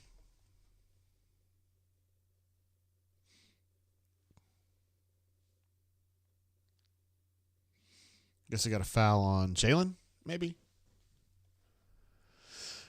So, yeah, I think if I drink a lot, it just makes it more likely that I go into AFib. And I really like not to not do that. So I've been trying to drink less or not at all. CJ says, when did that start? I remember the old days of us hooping at the gym. Yeah, when I'm good, man. Like, that's one of those things in my heart where I'm either ones or zeros. It's either I'm either in AFib or I'm Gucci. So I can still ball, such as it is. But the first one happened after the Texas A&M game in 2012. I woke up that morning and the morning after the game, and I was in AFib. So I've been taking medication ever since then, and it's kept it at bay. But every now and then I get back into it, and it's usually because I've been drinking too much. So I just got to cut it out for a little while.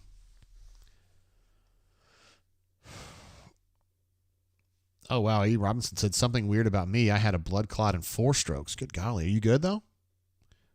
I'm assuming you're good. But what I mean by good is, like, are you 100%? It's tough, man. My grandma had those, too. Those little they call them TIAs, I guess. She wasn't old at the time, though. Real Deal jumps in with the super chat. Appreciate this. JGT, this team is going all the way at Wardam. I like it. I like it. Thanks for the super chat, brother.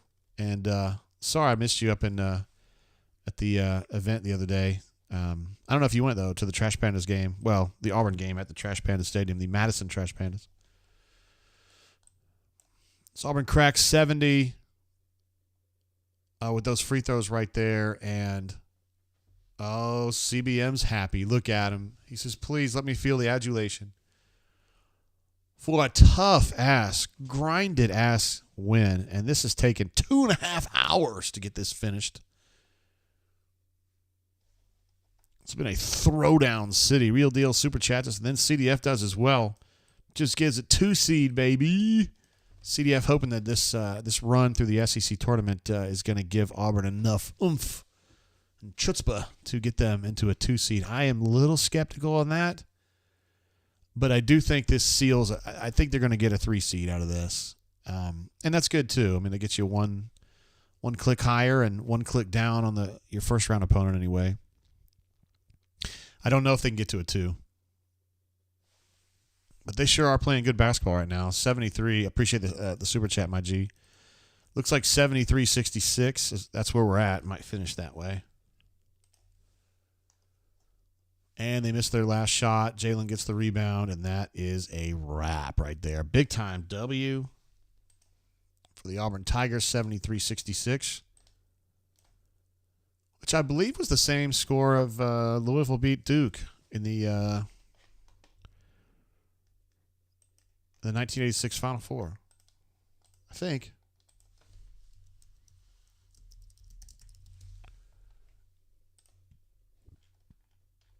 I might just be making that up. I don't know.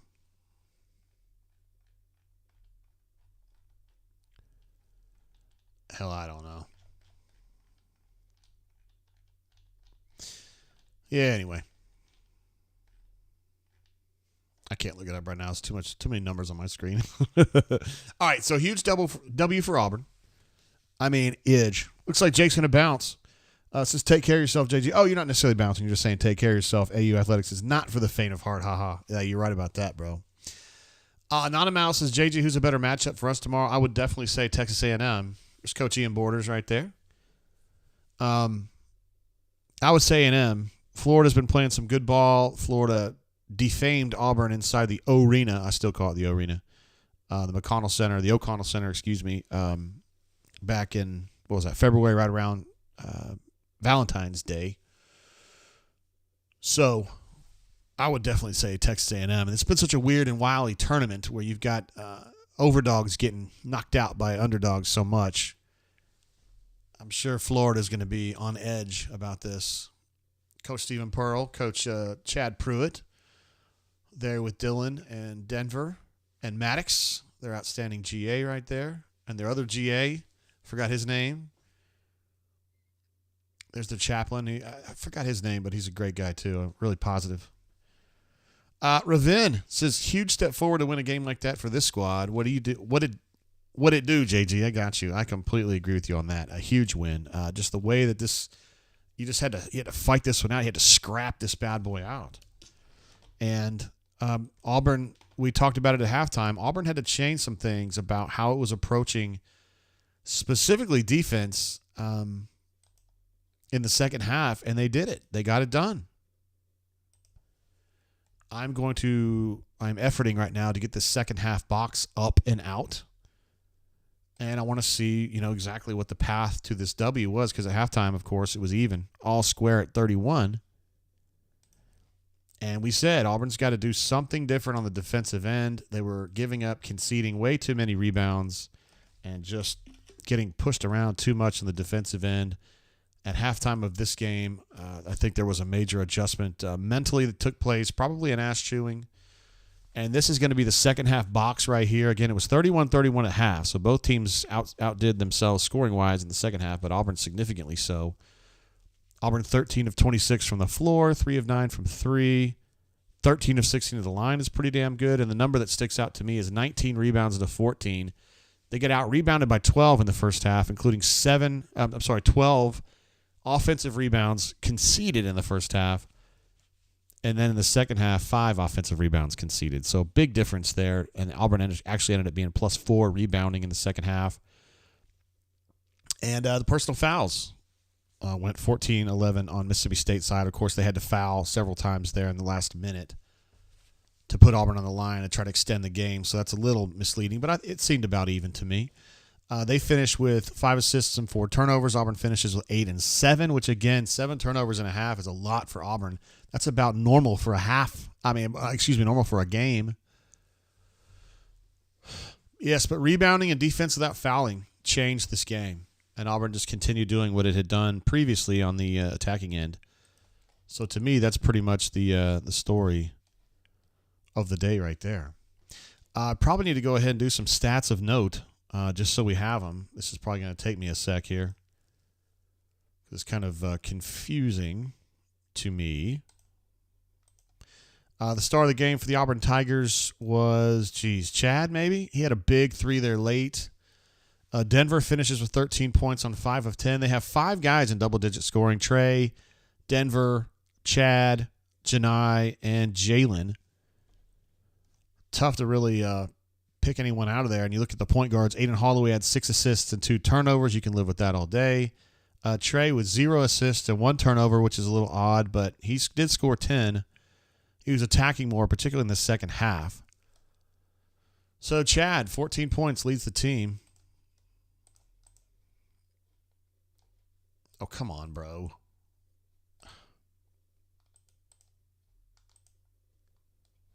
What are we doing? Scotty Pieces, drop your nuts.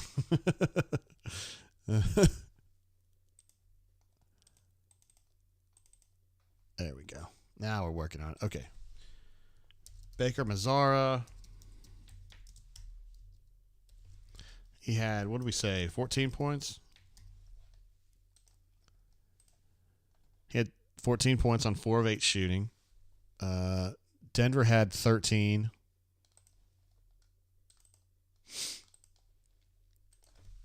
D. Jones, Auburn, 13 PTS. What else we got here? On the split box, let's see. Total rebounds, 37-29 in their favor, but big time difference in the second half. Offensive rebounds, 17-8 them. Second chance points, +7 to them. Bench points, +7 to Auburn. No, +6 to Auburn. Points in the paint were even at 28 each. But that Mississippi State only had 7 assists, guys, in the whole freaking game.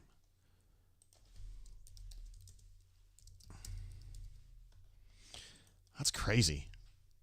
It's 7 assists on 23 buckets. Auburn had 15 assists on 25 buckets. How about that, huh? Let's see. Real Deal had a super chat here. Says, JG, get those tips fresh. We're going to the dance. P.S. Tell the administrative assistant hello. She is the best. Appreciate you saying that, bro. She is, she's amazing. Looks like they're having fun. Dari and, of course, the man Damian Fishback having a chance to talk to Jalen. And BP, I can tell BP's going on some kind of a rant here. He's fun when he gets like that. Jake says, down goes Purdue. Damn, you hate to hear that. Just because Pipe is a big Purdue guy, and our friend Jordan and Clint Commander as well. So not a lot of trends, really, in some of those peripheral numbers, except for rebounds. I mean, that Auburn goes minus 9 rebounds.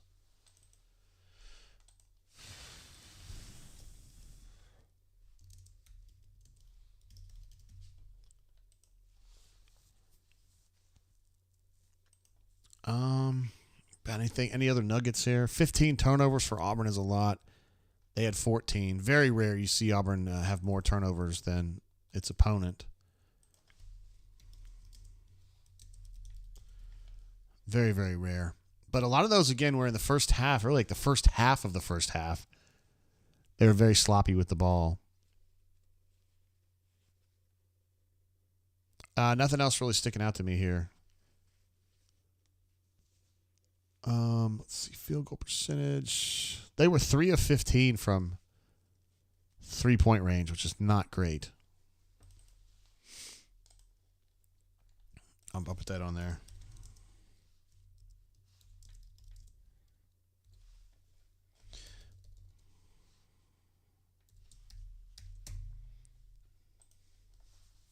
And one more stat. What do we want to do here?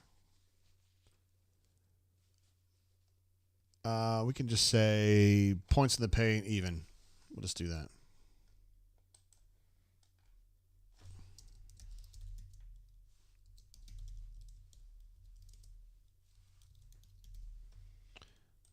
There we go.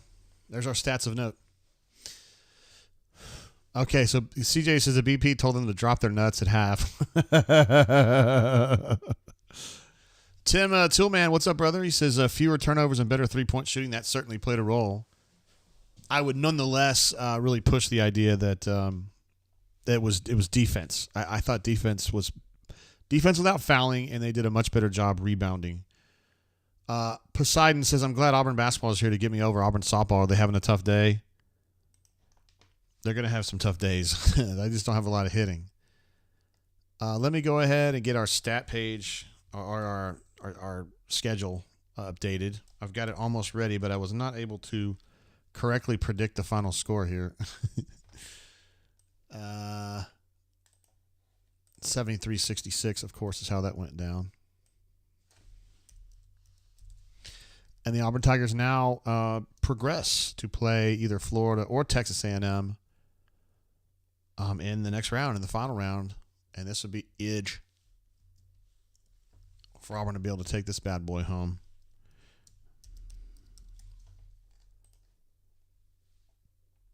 All right. I'm just trying to get this schedule updated here real quick. I forgot to do this actual. I do that a lot. Damn you. I forgot to change the record. But now I did. So let's get this set up. I like to get them full credit for their record and for the dub.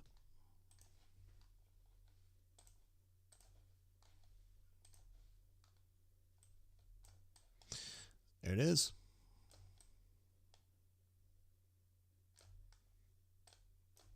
Got him.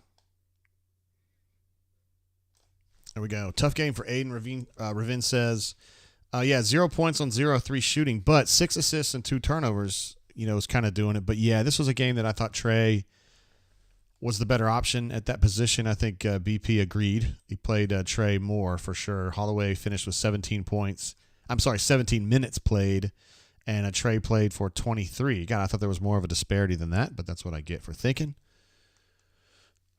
So, yeah, that was interesting. Is this the final?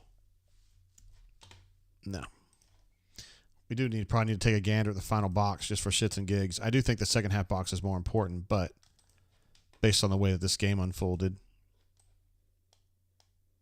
But we still need to take a look at the final box for show. What are you doing? There we go.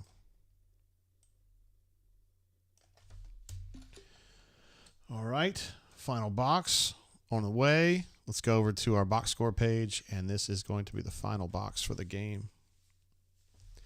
25 of 50, 50% shooting. I think they shot 50% yesterday as well. The Auburn Tigers did in the win, in the first round win against South Carolina. 23 of 56 for Mississippi State with 41% in each half. Okay, that's consistency, I would say. They shot twice as many threes in the second half, but that's because they were behind there and started kind of jacking them up. Let's see. Eric O says, may not be able to call in heading to my niece's birthday party. Womp womp. Damn, son. I'm going to go ahead and get that phone line turned on. So if you guys want to holler in, I am here. And we can, I've already set up to talk to J-Head again. We spoke to him yesterday for, I think, 10 to 12 minutes, which we appreciate all his time, of course. But, yeah, we'll talk to him here in a minute. No doubt. Also got B-Matt on the recruiting tip, probably more today. Hey, welcome to the Brain Drain. Who I got on the home? Hey, it's Gators. What up, Gators? How you doing? Good, man. Thanks hey, for a calling long-time in. Listener, first-time caller. Okay, first time, long time. I got you. Yeah, man. Hey, I want to shout out somebody really special right now, okay? Okay. I want to shout out AU Tiger 8820 Oh, that guy. for really? having the absolute best prediction about about Denver. Being only a defensive guy, and absolutely crushed that prediction. Shout out to him. Yes, the new Zep Jasper. Yes. The new Zep Jasper. No, man, I tell you, he actually turned that game around. I'm sorry, my kid's in the back, and if you hear him listening to his music, we're listening currently to Super Simple songs. So, I apologize for that. Well, the car at least should be quiet. It is quiet, actually. Yeah, I'm sitting here with the Tesla, sitting here looking at this. It's actually driving us. Hey, believe it or not. You know? We were hoping to hear about your wife's Tesla. Yeah. No, that was a great game. We absolutely locked down on D in the second half. I mean, we played great defense the whole game. They were hitting some really, really difficult shots.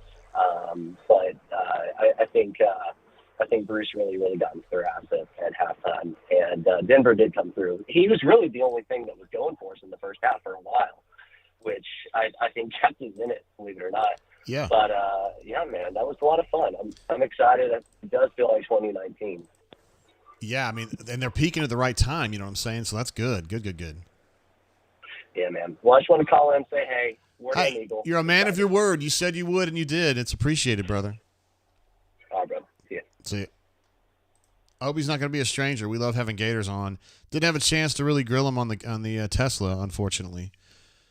I think, he's on his way to do some other stuff. But UMass Lowell and Vermont, they're showing highlights of right here. And Vermont wins. Seems like Vermont's almost always in the tournament. They get in there a bunch.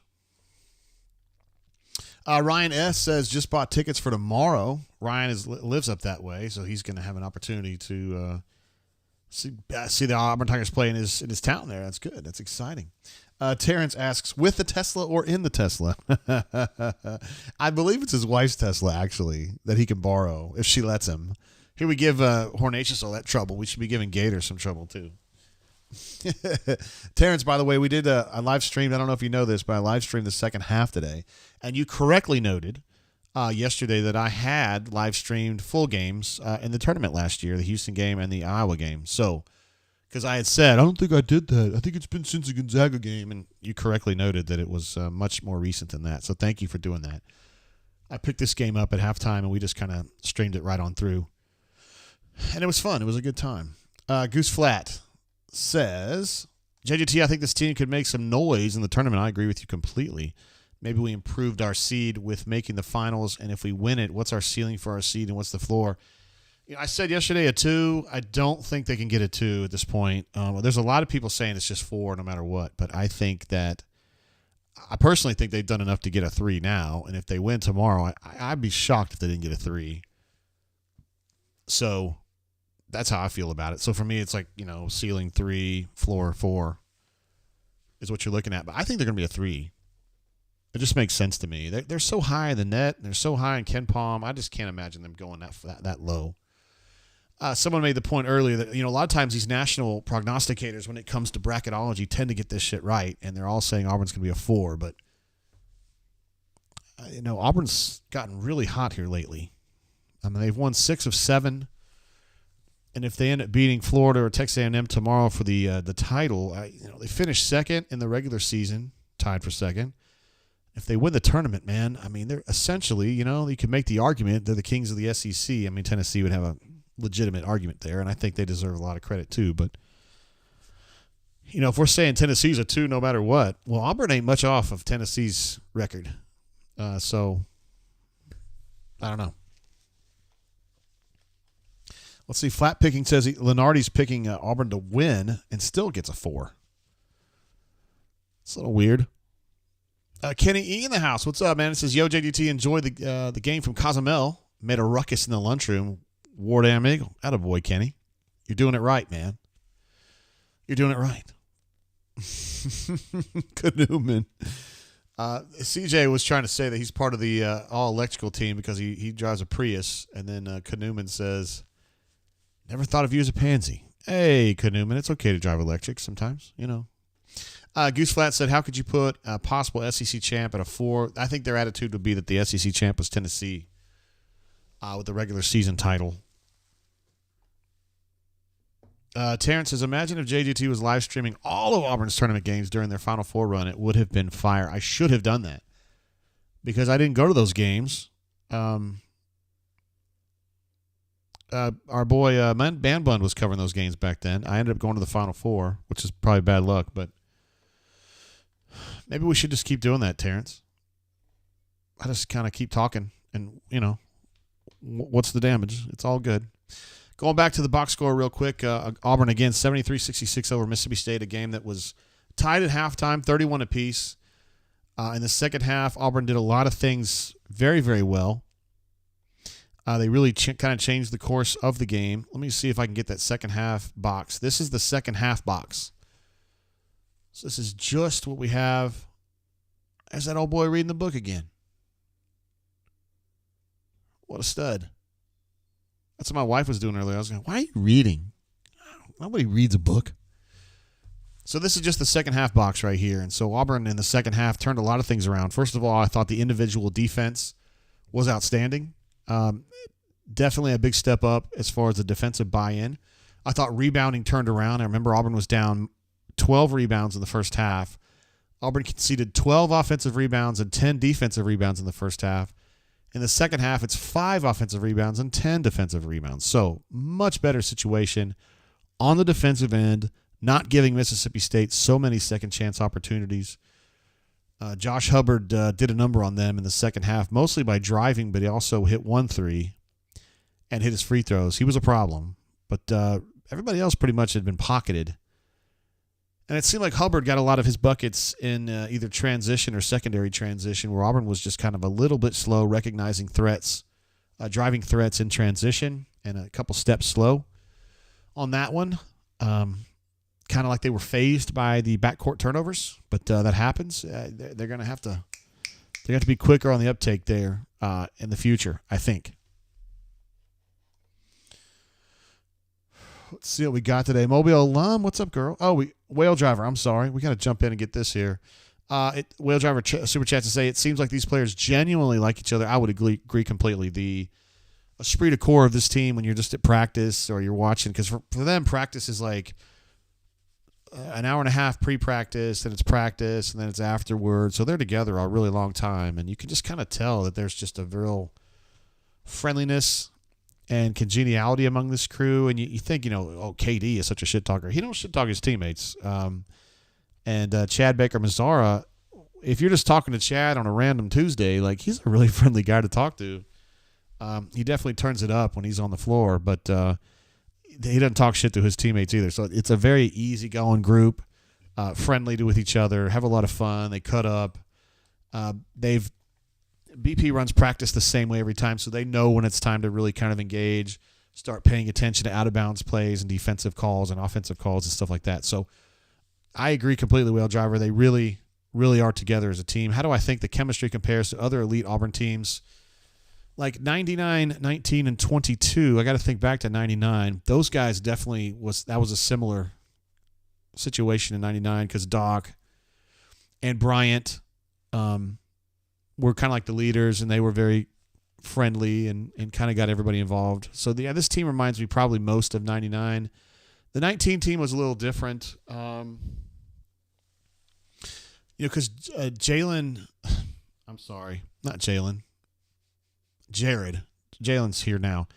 Jared Harper was a quiet leader. Bryce was pretty quiet. Samir was like the theatrics guy, but in a positive way. So I thought that team was a little quieter. So definitely 99 out of those. Yeah, for sure. Good question, though. I like that. And Tim the Toolman thought it was a good question, too. Mobile Alum jumps in and said, this win is so important because we have needed the test of a 40-minute close game. JG, do you see us moving to a 3 seed? I do myself. I mean, if they're going to win this many games in a row and look this good, I think they're going to get moved up, and I think they're going to be rewarded for playing really well in the late in the season. I mean, their only loss was, what was it, 6 or 8 points at Tennessee, so here lately, I should say. So, I mean, I don't know. I think they've done enough, but we'll see how it goes. Kaduman says Chad is a super nice guy, different dude on the floor. He sure is, man. I mean, he raises hell on the floor, but yeah, in real life, he's a very easygoing dude, very friendly, and I enjoy talking to him. We talk about Punta Cana because he's from Dominican Republic. He's from Santo Domingo, which is probably 2 hours south of Punta Cana, but he's been up that way before. Mobile Alum asks, who do we want tomorrow, Florida or A&M? I would say A&M. But for the fun element, it would probably be Florida because of how close Todd Golden, the Florida head coach, is with Steven, with BP. He knows Chad, and he's a friend of the program, and they're big fans of his. So that could be really fun. And I don't know if it really matters too much. I mean, it'd be great to win the tournament and all, but the real work happens later this month, and I'm not sure it matters. Flat Picking thought that the tech on CBM was soft. He did go elbow to chin. I did think it was soft, and I probably would have called a common foul on that. But I'm not a ref. What do I know? Terrence says Hubbard's game reminds me a little bit of Bryce Brown. Yeah, kind of. I mean, Bryce was a 2 that shot a lot of threes and was more of a catch and shoot type of player, and I think Hubbard's better off the dribble. But they have, they're both kind of shorter guys, and yeah, I can see that. Both of them have a lot of temerity. Bryce kind of added that later in his career. He was definitely not this player as a freshman. Yeah, AU Pooch, I'm with you, brother. A&M or the Gators? He's thinking A&M. I think so, too. A&M can be tricky, though. Buzz's team plays really hard as well. They just lost a lot of games, and you think there's probably ways to beat them. I haven't really gone deep onto what A&M does. We've got number 20 on the horn. What's up, brother? What's up, JG? How's it going? Word. It's good. I'm glad to have you back on the airwaves. Why not, right? Hell yeah. Man, that was a game. Hell yeah. Proved we could hang. I like to see that we could be able to pull out a game within close range like that. Hell yeah. All of our games this year, what, 15, 20 points? Yeah, it seemed like that. And the rest of then, yeah, and then we get this game today, and it showed that we could actually hang. Let me ask you a few questions. Yeah. What are you thinking matchup-wise on the game tomorrow? Who matchup-wise, who would you rather have? I think A&M, just because of the lack of familiarity. Because it'd be like brother against brother if it's Florida. And I think A&M has fewer players. Yeah, I'd rather play A&M myself after what happened in Gainesville. I still haven't gotten over that. Yeah, that was Auburn just like kind of failed to launch in that game, right? We laid a few turds on their court. It was not fun. What's the thing about Kanuman giving you hell about driving a Prius? I thought that was a low blow. Well, here's the thing. It's all right. I'm fine with it. He can get his little 25 miles to the gallon and be fine. Yeah. I get 50 and I'm happy. Not a boy. I like the way you think. It's economy. I actually really do like the car, and it's much more safer and reliable than the other one I had too. It's a Toyota. I mean, it's gonna be it's gonna be a lot better, and you'll see that car down in Orange Beach for sure. Yeah, you need to we're gonna be bringing it. You need to tote your dad around a little bit when he has a bourbon nap. He's gonna have a few of those, and we've already made arrangements to stay again because I know him too well. Yeah, he's gonna get lit. You've known him for a long time. Yeah. Hey, did you see Auburn making this? It's not like I've known him my whole life, right? No, I mean maybe when you weren't conscious yet. Yeah. Did you see Auburn making this run though, brother? That when you saw the matchups, you might have thought that, but let's say 2 weeks ago. Did you feel like they were going to be able to get to the final of the SEC tournament?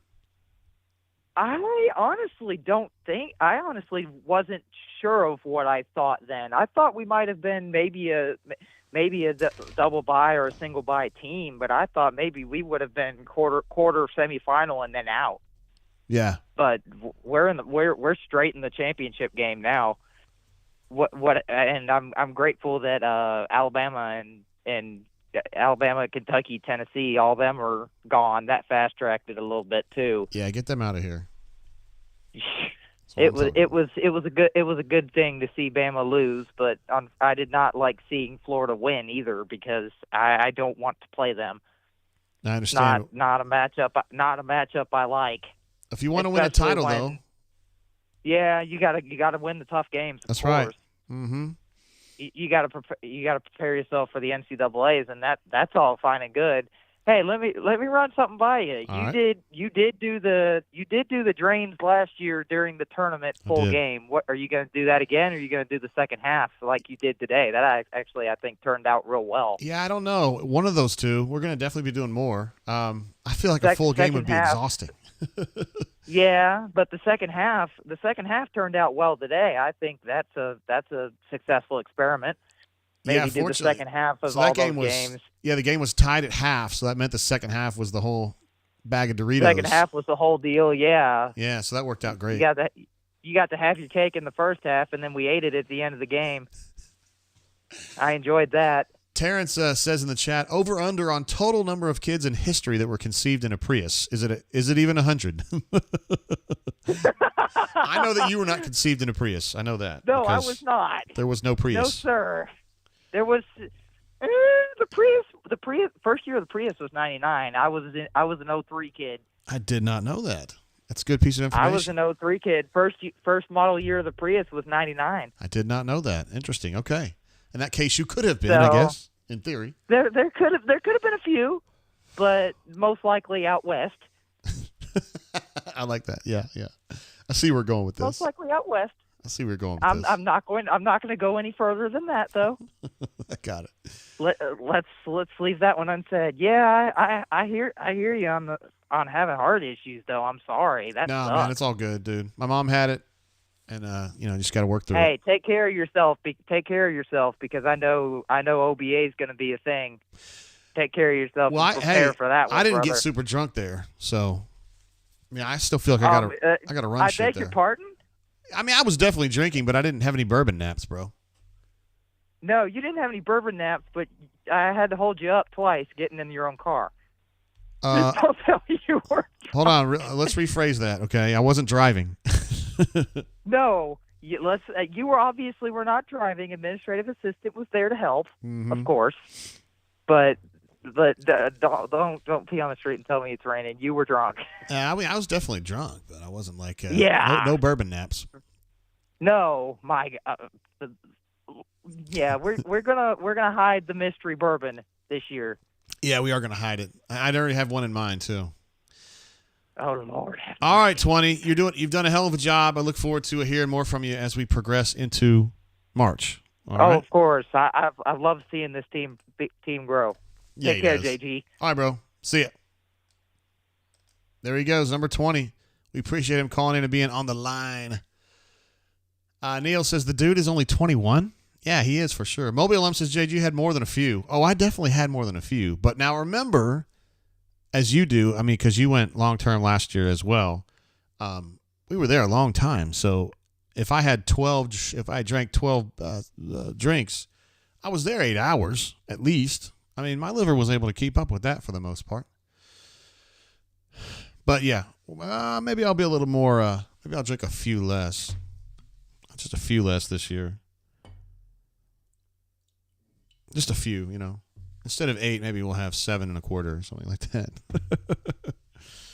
All right, Jake says, for what it's worth, Joe Lenardi just put Auburn on the 3 line, which I guess means that they're between 3 and a 4, meaning that possibly this next game could tip the scales and put them into the 3 bucket. That's kind of how I read that, Jake.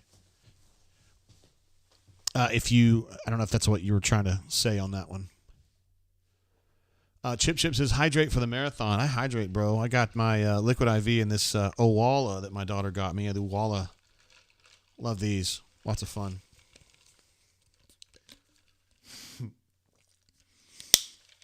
T-Roy, Jerry Palm's got Auburn in the Music City Bowl, bro. That's all we got to say about this. And Terrence says, hey, babe, my Prius gets 50 miles per gallon. Does that turn you on? Give him hell, Terrence. Give him hell, bro. CJ can take it. Maybe he's out there pulling in a Prius. Who knows, dude? I mean, if you got enough game, you can pull in anything. You know what I'm saying? I was pulling in high school. I was pulling in a '77 Grand Prix. I mean, sheesh, that was a tough one to pull in, but I managed to do it. I mean, if you're going to be ugly like me, you got to be tough and you got to be creative. Watching this Florida and Texas A&M game. Texas A&M's ahead a little bit here early, but it's just super early. Doesn't really matter. AU Taxman says, Jerry Palm has Auburn as a 9, which means we're probably a 2. Jerry Palm, dude. I was talking shit about Jerry Palm on one of my friends' Facebook page. This is probably like 6-7 years ago. And dude, turns out he's like good friends with Jerry Palm, and Jerry Palm jumps in there and like defended himself. And I was just like, bro, you can't defend yourself. You had Auburn in the Music City Bowl the year they won, or the year that they was it the year they went to the Pasadena, or was it the year they actually won the Natty? I think it was the Pasadena year. It's like, you're an idiot. Like, I know you're making money just like the rest of us, and I'm not trying to cut out your ability to make money, but come on, bro. That was a terrible take. Let's see. Jake says, T-Roy Tiger, he really did have us as a 5 yesterday or the day before. I don't know what the deal is with this. Chip says, the Drop Your Nuts GIF is made, but I can't see it when I post on the bunkers. It's showing up. It's in the Drop Your Nuts thread. I'm glad you mentioned this. I think that we're having a problem system-wide with images. Because I was trying to post, in the first half, I was trying to post box scores like I always do, and they wouldn't go through. And so I contacted Rivals, and they noticed the problem too. And then I tried to have Stoltz post it just to see if it was me, and he couldn't post either. And so there's something going on with images on the site right now, and they're efforting to get that worked out. This being a Saturday, not sure that it'll get fixed today, but we'll see how that goes. You know how it is during the weekend. Should we get J-Head on the horn? You guys in favor of that? We had him yesterday, and that we love J-Head at all times. By the way, the Auburn game, this is not exactly what Mobile Alum was asking, but the Auburn game is going to be at noon. I think the bracket show is 6-ish. Is that right? 6-ish? I bet Jake knows what time it is. He seems like he's really on top of this, and I appreciate that. Everybody's saying, what's up, yo? I do need the time for the bracket. One of you smarties will know that. I'm sure of it. Hey, CJ, be sure when you talk about Welshman, give him a period after that. So that'll be 2 periods at the end of a sentence. It's the Welshman period. Chip says, what the heck is this? National Signing Day? Oh, a little cornhole first person camera work there. I like that. These are not great throws. Oh, that was a good one, though. Oh, she's got a hanger. A little bit off. They're not horrible throws. They're just not in the hole. You know what I'm saying? Let's see if we can get your head in the horn. I'll try to keep it short and simple. Solo Tigre says the analyst formerly known as J-Head. His name is Alan now. He had said all along he was using his brother's account back in the day. So JGT, what's going on, brother? J-Head, what up, bro? Oh, nothing much, man. I was actually just listening to the show here, and CJ talk about his Prius. Tell him I said, "What's up? Thanks for the soup kitchen from Dirty Mike and the boys." I knew you would be the last person to shit on that poor kid for his little Prius that he drives around. Come on. Ah, poor guy. No, honestly, look, anybody that has the common sense in today's world to drive a car that economically gets you from A to B and costs you significantly less, hat tip to the young man. He's doing the math, I'm telling you. I'm telling you, dude, look, you got to spend those dollars someplace. So, but great game today, man. What were your thoughts, Jack? Yeah, I was going to ask you what stuck out. I really thought J-Head in the second half, it's 31-31 and a half, dead even. I thought the second half they had to do something different on defense, and I think they did. They really stepped up their defensive intensity, deflected more passes, just kind of gunked up their offense. And to me, that was the difference in the game, the rebounding and the defense. I couldn't agree with you more. In the first half, they just absolutely feasted on the offensive glass. We were unable to put a body on a body. And just Mississippi State in the post was the more physical team, and it looked like our guys were frustrated. Janai obviously does not necessarily love the way Mississippi State plays, the way that game was being officiated, but you saw a change in the second half. Auburn weathered the storm in the first, had it as a tie game going into the half, and then you saw them really kind of assert themselves and match that physicality that Mississippi State was bringing in that game. I thought they did a better job of putting a body on a body and rebounding the basketball, making sure that any loose balls, they were matching the energy and running and grabbing those. And then they did, on the offensive side, what they needed to do. They were able to finish a little bit better through contact in the second half, being able to get a couple of and ones. They shot the ball a little cleaner in the second half, in my opinion. And so you put a tough team away, which is not easy to do. I mean, Mississippi State was playing like a team that wanted to get into the championship. Chris Jans, we talked about it yesterday, as an outstanding basketball coach, in my opinion, and a really good defensive-minded head coach. And so working through that, and then probably the biggest takeaway is that you won a close game. And I don't think Auburn's done that all year. You need those. You need close wins. You think about the close win that Auburn had against New Mexico State in that Final Four run and how that kind of spurred them on to two straight blowout wins in a row over Kansas and North Carolina. I think that can be the same. That can give you the same kind of catalyst as well. You're going to have tight games in the NCAA tournament, and I'm probably going to be speaking. There'll be some people that are in the chat today that aren't going to know what I'm talking about, but you remember the UCLA team in '95 where Ty Sedney had to hit that amazing shot, that close game against Missouri when they had them beat in the round of 32. Yes. In Boise, and then they went on to win the national championship. They were Brandon leading the way there. But these are the kind of games you have to have along the way to kind of work through adversity and prove to yourself that you can overcome challenges, specifically when you're playing a team that's kind of an awkward matchup for you. Completely agree. I mean, every win prior to this one had been double digits, man. And so to come out, it was a rock fight out there. It really was. It was a rock fight.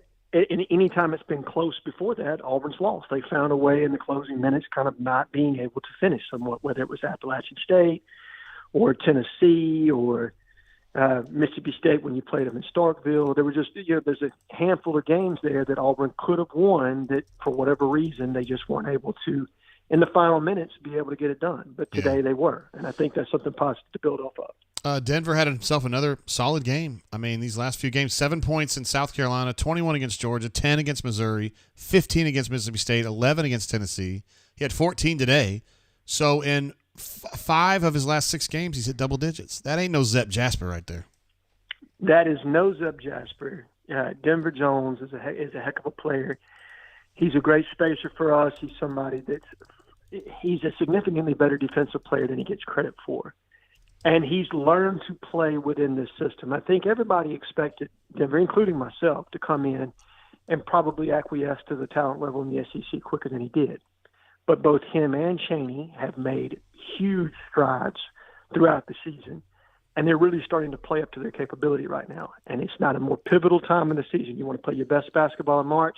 I think this team is moving in that direction. Today wasn't pretty, but it's not always going to be pretty. Sometimes you just got to win. And today they got that done.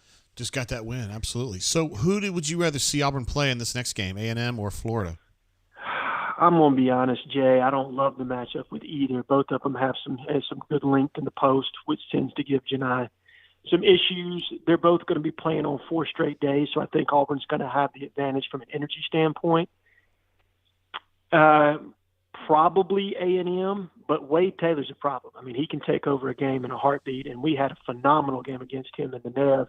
Can you do that again? I don't know, because he's the kind of kid that if he gets hot, he can absolutely win a game for you. So don't love the matchup either which way. I think Auburn is going to have enough juice to win the game. I would predict them right now, not knowing who you're going to play, to be able to get the W. But both of these are going to be tight games. I don't anticipate a double-digit win in this one. This is going to be another one that if you're going to win, it's going to be a nail-biter down to the stretch. Yeah.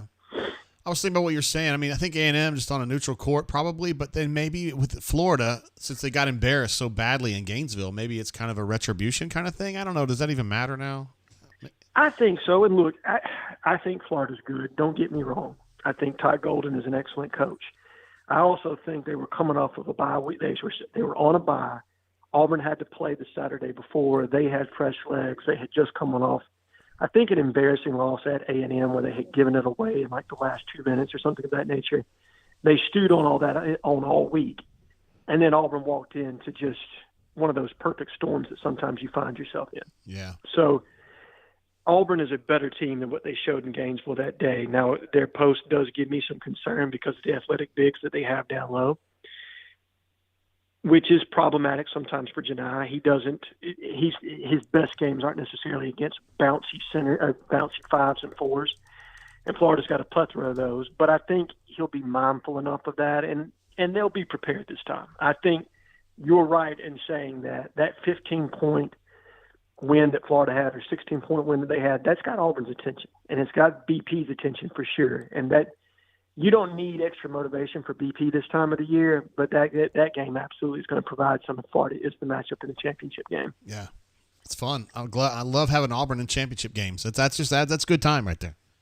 No doubt, man. Oh, yeah. No doubt, it's good for the Auburn family to see some wins, and think about what's possible here. Bruce Pearl and his tenure, if he's able to win the championship tomorrow, would now have 2 SEC championships and 2 SEC tournament championships. Pretty good. That's pretty good, and I don't think anybody anticipated that was going to happen at Auburn, specifically not from the national landscape. Now, maybe there were, the passionate Auburn fans that thought anything was possible when Bruce came here, but from a national perspective, I don't think anybody thought Bruce would be capable of doing that at Auburn, and he's on verge of doing it right now. I'm saying he's an Auburn legend. I mean, I think now this will be his 5th NCAA tournament at Auburn. Should have had 6. He got robbed in the COVID year. That's true. Or I guess the season that ended prematurely to COVID, not necessarily the COVID year. So he would be the all-time leader in March Madness, NCAA tournament appearances. He'll have the only Final Four appearance, 2 conference championships, and 2 potential SEC tournament championships. Absolutely Auburn legend. And he's still got several more good years in front of him. I agree. J-Head, we love having you on, bro, and you committed to being on again, so we really appreciate you giving us time for 2 days in a row. That's awesome, dude. Listen, brother, I wouldn't want to be anywhere else. I love being on this platform, love talking to you, and obviously everybody in the chat, man. I just, I appreciate you allowing me to be a part of it. All right, J-Head, you be good. Hey, you too, buddy. See you, bro. Bye. There he is, J-Head, a.k.a. A-Head. In real life too, good dude, and we appreciate him giving us some of his time today. People in the chat still giving CJ a hard time about his Prius, which I think we got to have a moratorium on that. I like when Terrence just said, "Hey man, do you even lock your car?" you're just hoping somebody steals it, or alternatively that nobody would even bother to steal it. You guys make me laugh. Chip was talking about the A&M Florida thing. He says Florida has the size advantage down the roster. Texas A&M has Wade and Radford that can get hot and blow your doors off. Blow your doors completely off. Just like they did against UK. Yeah, Radford has given Auburn some trouble this year. I mean, he's given a lot of people trouble this year. Auburn did a nice job on Wade here, but let Radford get away a little bit. Kanuman says BP is no doubt an Auburn legend. Chip gives the rare 6-star to the call right there. Usually reserved only for snappers. They're going back to the guy with the book, and Marty Smith is going to interview this guy. Is that right? He's just like, I don't know what we're doing here. You want to talk to me? Oh, so they moved him down closer to the floor. They got the better seats or whatever. Wow. You know, my friend that covered Alabama that died 2 or 3 years ago, I forgot his name. I can see him clear as day. He used to read books at all the games, too. That's what's wrong with my brain. Sometimes I forget the names. Who was the guy? The Alabama columnist that was there the whole time. He just passed away. And Cecil Hurt. God bless. Cecil Hurt. Used to always read books at the games. It's like, bro, that's crazy. I don't know how they can do that. Mobile Alum had a super chat earlier. You did indeed. I think I was on the air. Well, you know what I mean, on a call. But I appreciate you super chatting again. It says, JG, will you have a bracket reaction show tomorrow? We're going to be definitely doing something with that bracket. Kanuman, thank you for Cecil's name. I'm glad you're here because if I had waited another 10 seconds, I would have seen that and been really mad at myself. Cecil Hurt. Charles Hollis, also cool. Also would fit what I was describing earlier. But it was Cecil who I was talking to. Clearly, y'all were extremely close. I was not particularly close with Cecil. I spent some good time with him when the SEC tournament was in St. Louis. I just happened to be sitting next to him and talked to him some. And I worked around him for a long time. But no, he wasn't like a BFF or anything. He's always really friendly to me, though. Yeah. We'll definitely be doing something. My thought was, we'll probably do the game, and then we'll probably go off the air for a little while, and then we'll pick it back up. That's probably what we'll do. Because I think if Auburn plays at noon, and that show ain't till 5, I mean, we're not going to do 7 hours. I don't have that much content. We can't call J-Head 6 times. I appreciate you, Mobile Alum, for reminding me about that super chat. I'm sorry that I missed it the first time through.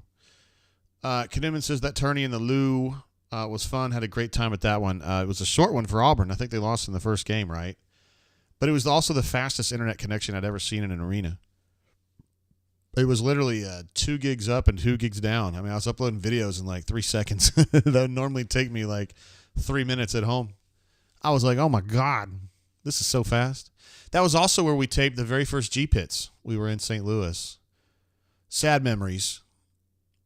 Because my co-collaborator on that, or my collaborator on that, ended up ditching me, but that's okay. Kanuman says, riff off of the chat. You are legendary at it. Thank you, Kanuman. And I couldn't do it at all unless you guys were here. Hanging out, doing your thing, being hilarious. Goose Flat says, JGT, what bourbon are you drinking today? I've been drinking this Eagle Rare. I cracked open a new bottle for the post-game South Carolina yesterday. And you can see I haven't drank much of it, but as I explained to CJ earlier and a few others, I've just been kind of drinking a little bit less lately for heart reasons. The good news is that my heart has reacted very, very well to me drinking less and me just being better, I guess, since the AFib episode. Not even getting any palpitations anymore, so it's happy right now. We'll just try to do our best to keep it that way. Kanuman says, it is good memories, just sad how it ended. However, do not think about that part. I have to. It goes through my head, particularly in the middle of the night when I think about, I don't know if you guys ever wake up in the middle of the night and start thinking about all the shit you fucked up in your life. That's what I do. And I worry about, if I did something wrong on the G-Pits thing to precipitate that dissolution.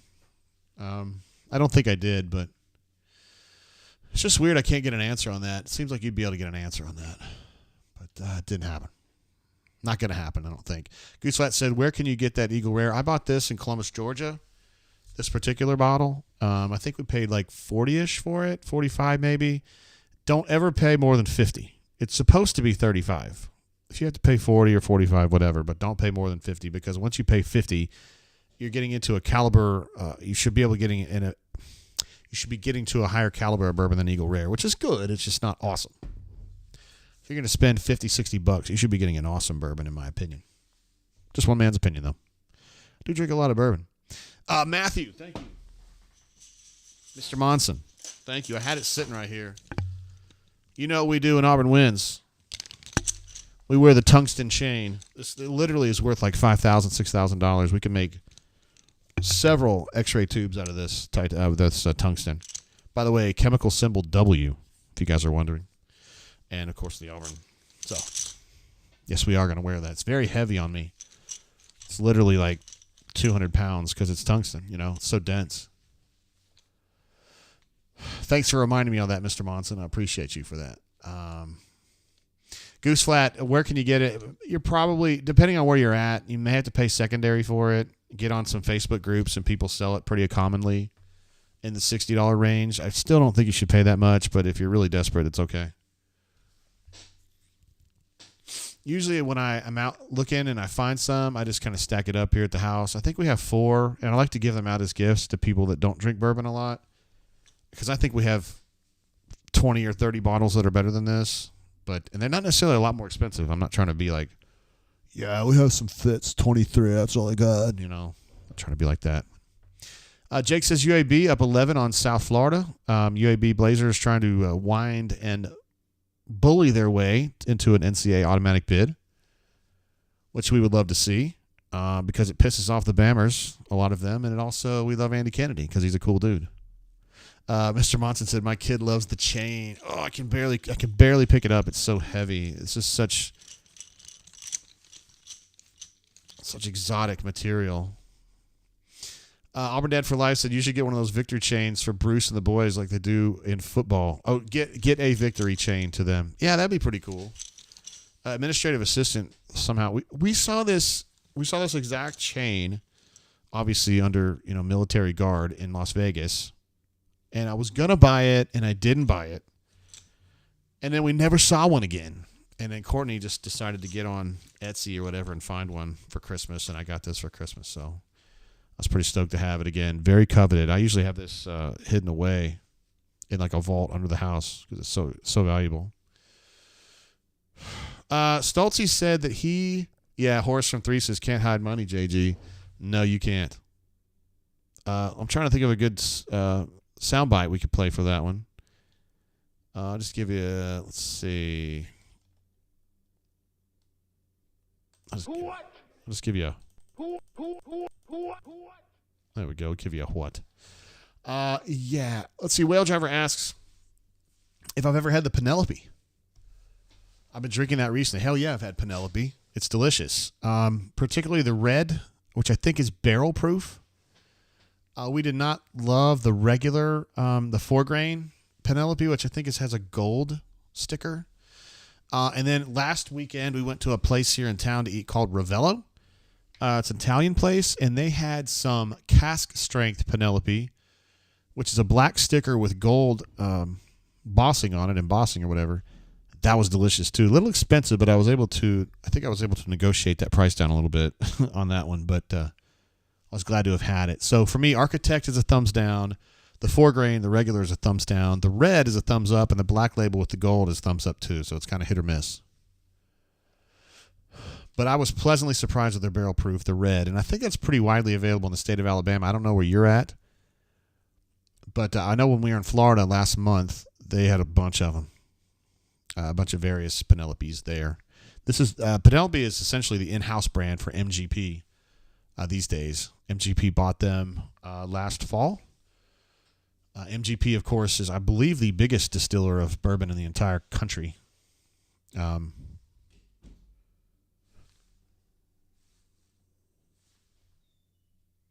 Over there in Indiana near the Kentucky border. CJ said Ravello is still freaking expensive. That's like a very special occasion type place. Yeah, we don't go there very often. In fact, that was the first time I've ever gone there, but I never even seriously considered going there before.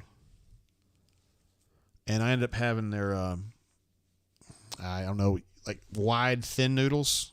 And then it was like with tomato sauce on it. It was delish, but everything on the menu there is in Italian, so I don't remember what it's called. Like Reggiano, Ragui, blah, blah, blah, blah. I don't know what it was. Let's see. Auburn and Vandy. Whale Driver says they're tied. They're knotted 3-3 in the fourth inning in the baseball game in Nashville. Auburn lost the one last night, I think 6-1. Something like that. AU Taxman says now known as the Ross and Squibb Distillery. Is that, you talking about MGP or Penelope? I get a little bit behind on that stuff. We used to do a thing on the Bourbon Blend where we talk about the latest news in the bourbon world, but I haven't really done that as much lately. Okay, Stoltze. Yeah, I said we were going to get Stoltze, and I meant it. I meant it when I said it.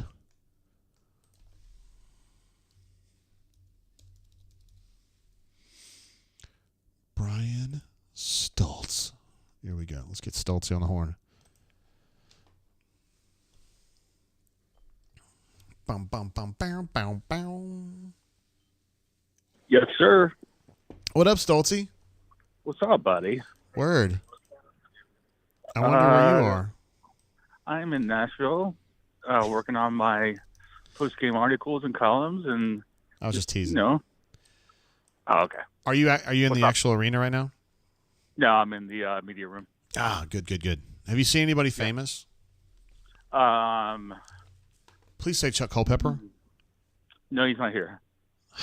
He's in Las Vegas, isn't he? I think so. Yeah. I think so. You see anybody Yeah. else famous? Like Henry?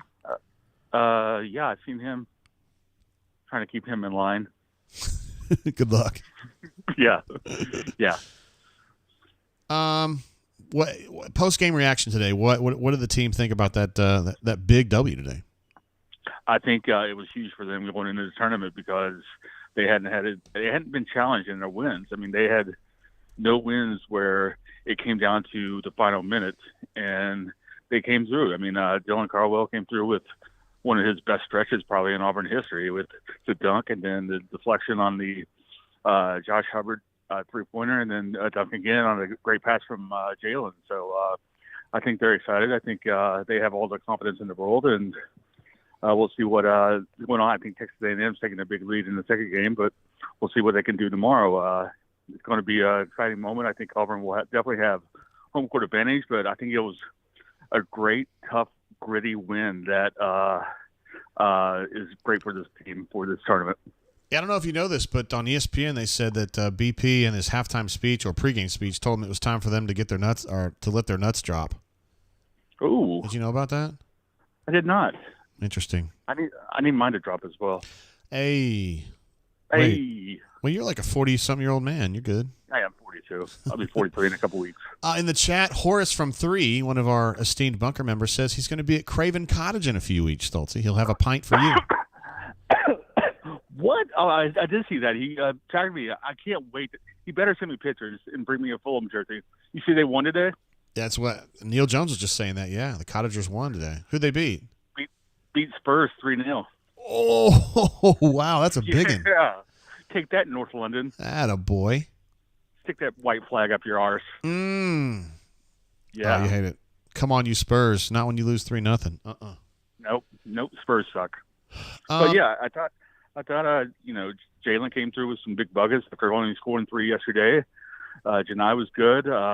They rebounded better in the second half after letting up 11 offensive rebounds. They took care of the ball better after a first half where they turned it over 8 times. But yeah, I thought once they got back in the game after getting punched in the face at the very beginning, and playing kind of, sluggish, I would say, to be nice. Mm-hmm. I think they got their crap together and pulled off a very, very tough and physical win. So I think that's a great one for this team. Yeah, it's good. And again, they've won 5 in a row with an opportunity to win a 6th in a row tomorrow. Yes, it's kind of resembling a team from 2019, if you remember. But I mean, they didn't go all of February or March or whatever it was without losing. But yeah, I mean, they're playing well at the right time. You know, Aiden did not have his best game, but Trey stepped it up. Trey came through when Aiden was having a bad game, and you know that's it just shows you how good this team can be and how deep they are. You could tell that in the second half, Mississippi State's legs got a little tired, except Josh Hubbard, who seems to be a freaking robot. Yeah, he was good. Yeah, he's so good. Seeing him in person is totally worth it. And I just think that extra bye, because they're going to play a team that's played 3 games already tomorrow, I think it's going to pay dividends for a team that can play 10 deep. Yeah, for sure. And either team that they face tomorrow is going to be somebody that has played, like you said, played 1 extra game. So yeah, could exactly. be an advantage. So absolutely, and they had the late game as well. So, or not the late game. I mean, the later game, I guess I should say. Yeah. Did you have any fun late night in Nashville? Did you find anything fun to do? No, I stayed in Franklin last night. Oh, that's right. That's right. Yeah, I stayed in Franklin. Went to a sports bar right in the same parking lot as my hotel. I am staying in downtown tonight though, because there are rooms you get because Kentucky and Tennessee's gone. Get out of here! Too bad. Losers. Losers. I hope Lexington and Knoxville's nice today, and Tuscaloosa for that matter. Yeah, everybody's in a really good mood, I'm sure. Yeah, I'm sure. I'm sure people in Tuscaloosa are like, "What? We lost? Huh? Basketball? Huh? We're not the number 1 seed? What?" Yeah, anyway. they don't love Alabama. They just love the team, you know. Yeah. They just like when they win. Mm-hmm. But yeah, I'm going to stay in tonight. I'm going to write some stuff and write a preview for tomorrow, and that's it. All right. Probably have some drinks. I would encourage I'm staying away from Broadway because I hate Nashville. Why? It's overrated. It's overrated. We've been here so much in the last year. I know, but there's usually a lot of MILFs down there, dude. Oh, yeah. I mean, 60-year-old MILFs wearing pink cowboy hats. Let's fucking go. I mean, it sounds good to me. That sounds like Kim Mulkey to me. I'm going to buy him some Rumple Mints and just get crazy. Crazy. Okay, bro. Okay, that's enough. Some murder she wrote shit. All right, Stoltzy, please just don't get arrested, okay? No, don't get arrested for partying. I don't think I will. It would take a lot. Okay. It would take a lot. All right. See you, brother. See ya. Bye.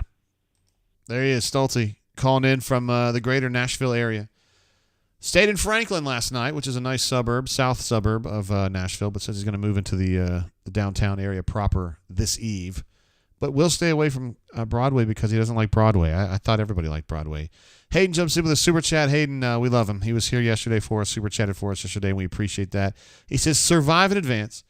Name of the game in March. Let's give him some applause. We love Hayden, who surfed in, I believe, watching one of our brain drains back pre-COVID and been hanging out with us ever since. We appreciate you, brother. Hope you're doing good out there. G. Some other funny, let's see, Collins was saying Stoltzy Poo. He loves Stoltzy Poo. Collins does.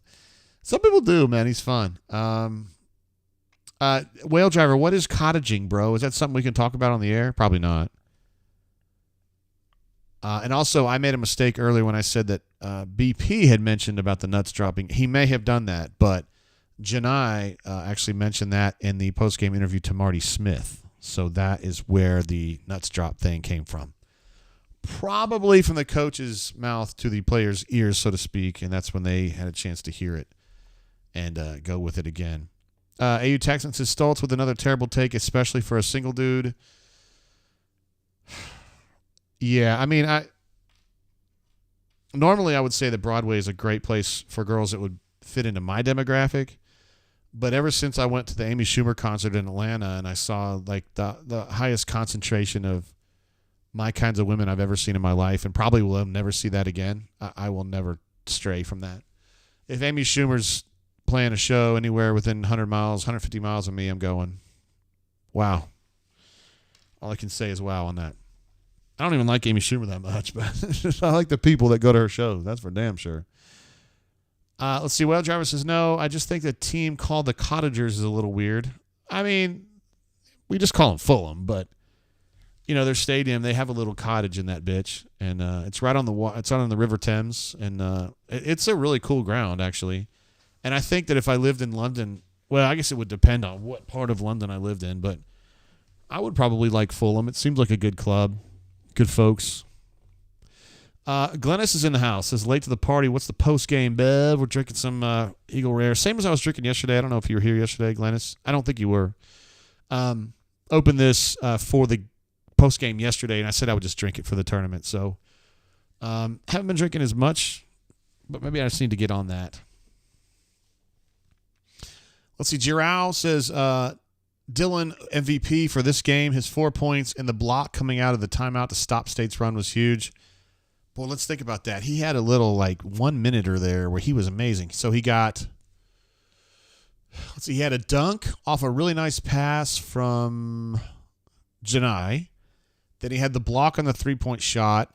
Then Jalen corrals the block and then throws it all the way down court for Dylan, who was sprinting, and then made a brilliant play to kind of outfox 2 defenders and lay the ball in. So, yeah, that was an amazing twist. And for me, it was probably the coolest sleight of hand move or little mini run of the game. It was very, very defining, and I agree with you. I don't know about MVP, but that particular sequence probably changed the game.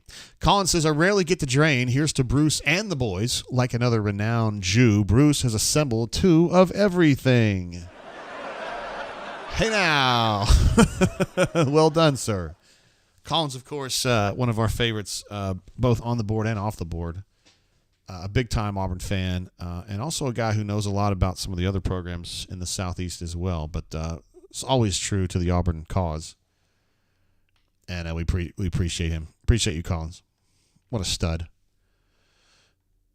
Glennis says, missed you guys yesterday. Just picked up some ASW Fiddler for the weekend. Good. You're probably over there in Georgia somewhere. ASW, my wife, I have not had the ASW. She toured that distillery and really liked it, the distillery, but did not like the bourbon as much. But it's probable that she didn't get the right one. She's really big into value, so she probably got the cheapest one, and it wasn't very good, and she gave up on the whole brand. That's how she does it sometimes. I know a lot of people joke that, wives spend money like crazy and they have no respect for money. My wife is the opposite. Like she kind of grew up poor, and so she fusses over every dollar. She's pretty tight with money, actually. Never have to worry about Courtney going on some spending spree, blowing a bunch of money.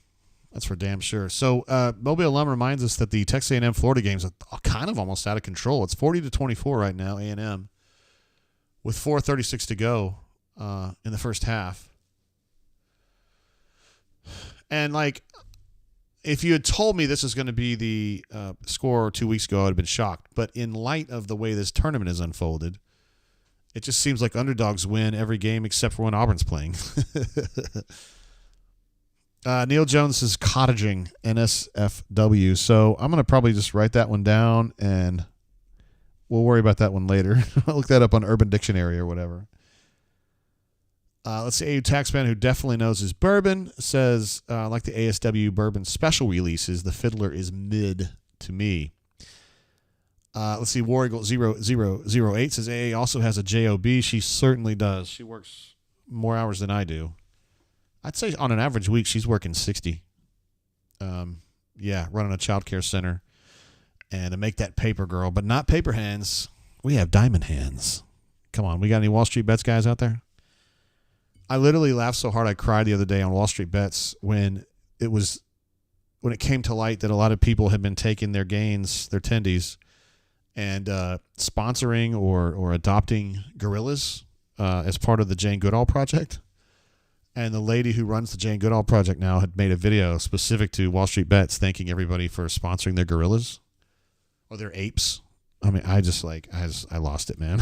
That was really funny. Wall Street Bets has made me not much money, but it has given me a lot of enjoyment and pleasure through the years because it's really funny. Diamond hands, apes. It used to be retards, but what do we call them now? Regards. Diamond hands, paper hands, tendies, to the moon, jokes about our wife's boyfriend, all that kind of stuff. We love it. Rob says, Jay, sounds like you're on a health kick. I wouldn't go that far. Just had an AFib episode. It's been 3 weeks now. And it was brought on by heavy, heavy alcohol consumption at the rock and roll concert I went to with the Pygmies and Steel Panther. But I've kind of pared it way down since then, and my heart's been happy since then. So that's just what I've been doing, just trying to keep it, just being moderate, and if the situation demanded that I drink a ton, then I would do it, of course, but you ain't gotta. You don't have to. You don't have to always drink a ton. Glennis, though, we did miss you yesterday, bro. And hopefully we can pick you up tomorrow. We might end up doing 2 shows tomorrow, actually. We're going to do, obviously, one for the game, which will tip off Fingertips Meet Leather at noon Central Time. And then we've got the bracket reveal. Do we have a time on that yet? Stauber says, Velcro Pygmies? Hell yeah, it was a Velcro Pygmies. Singing Pussy Whipped and all their other great songs. That was my first time seeing them, actually, which is weird for somebody who's been covering Auburn since '98. You'd think I would have seen the Pygmies once by now, considering how often they were at the Supper Club and other places around town.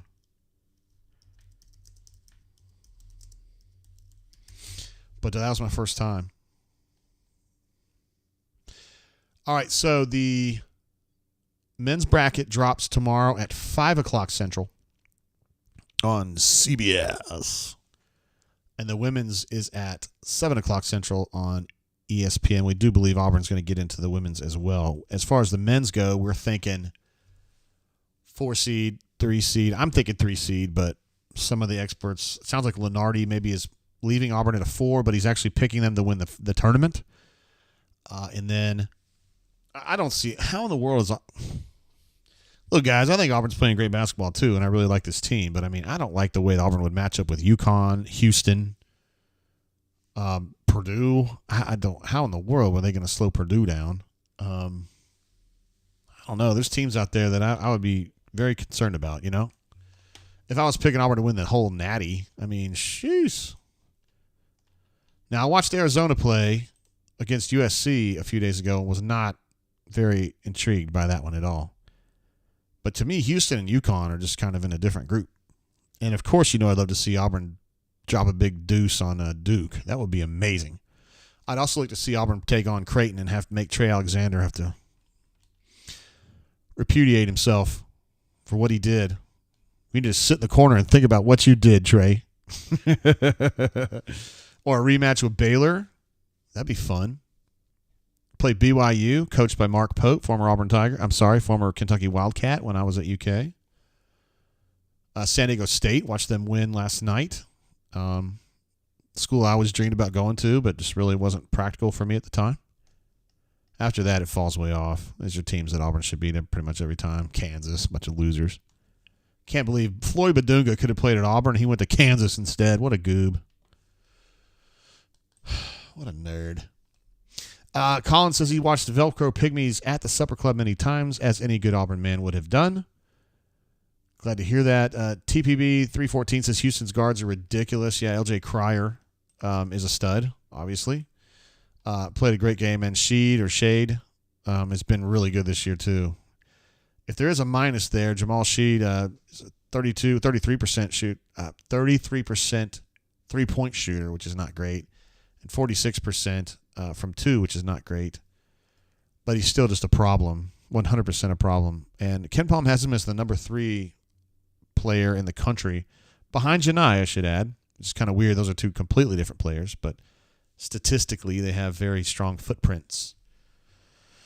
Rob A says he saw the Pygmies in Bruton a couple years ago. Did not expect to hear that.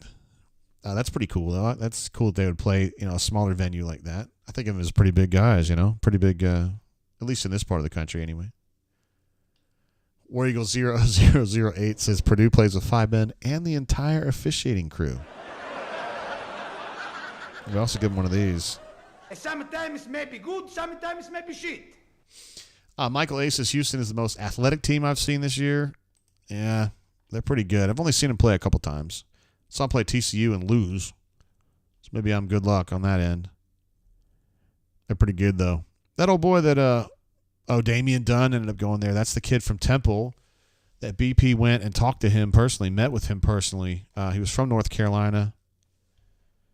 Yeah, it looks like he's had an okay year. He is playing... He's there. He plays a little bit of wing and a little bit of 4 at 6'5". 34% from 3, 38% from 2, 67% from the line.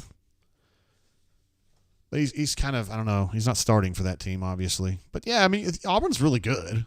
I just don't know if they're going to match up great with Houston and Connecticut. But, maybe you don't have to face them for a while. I don't know.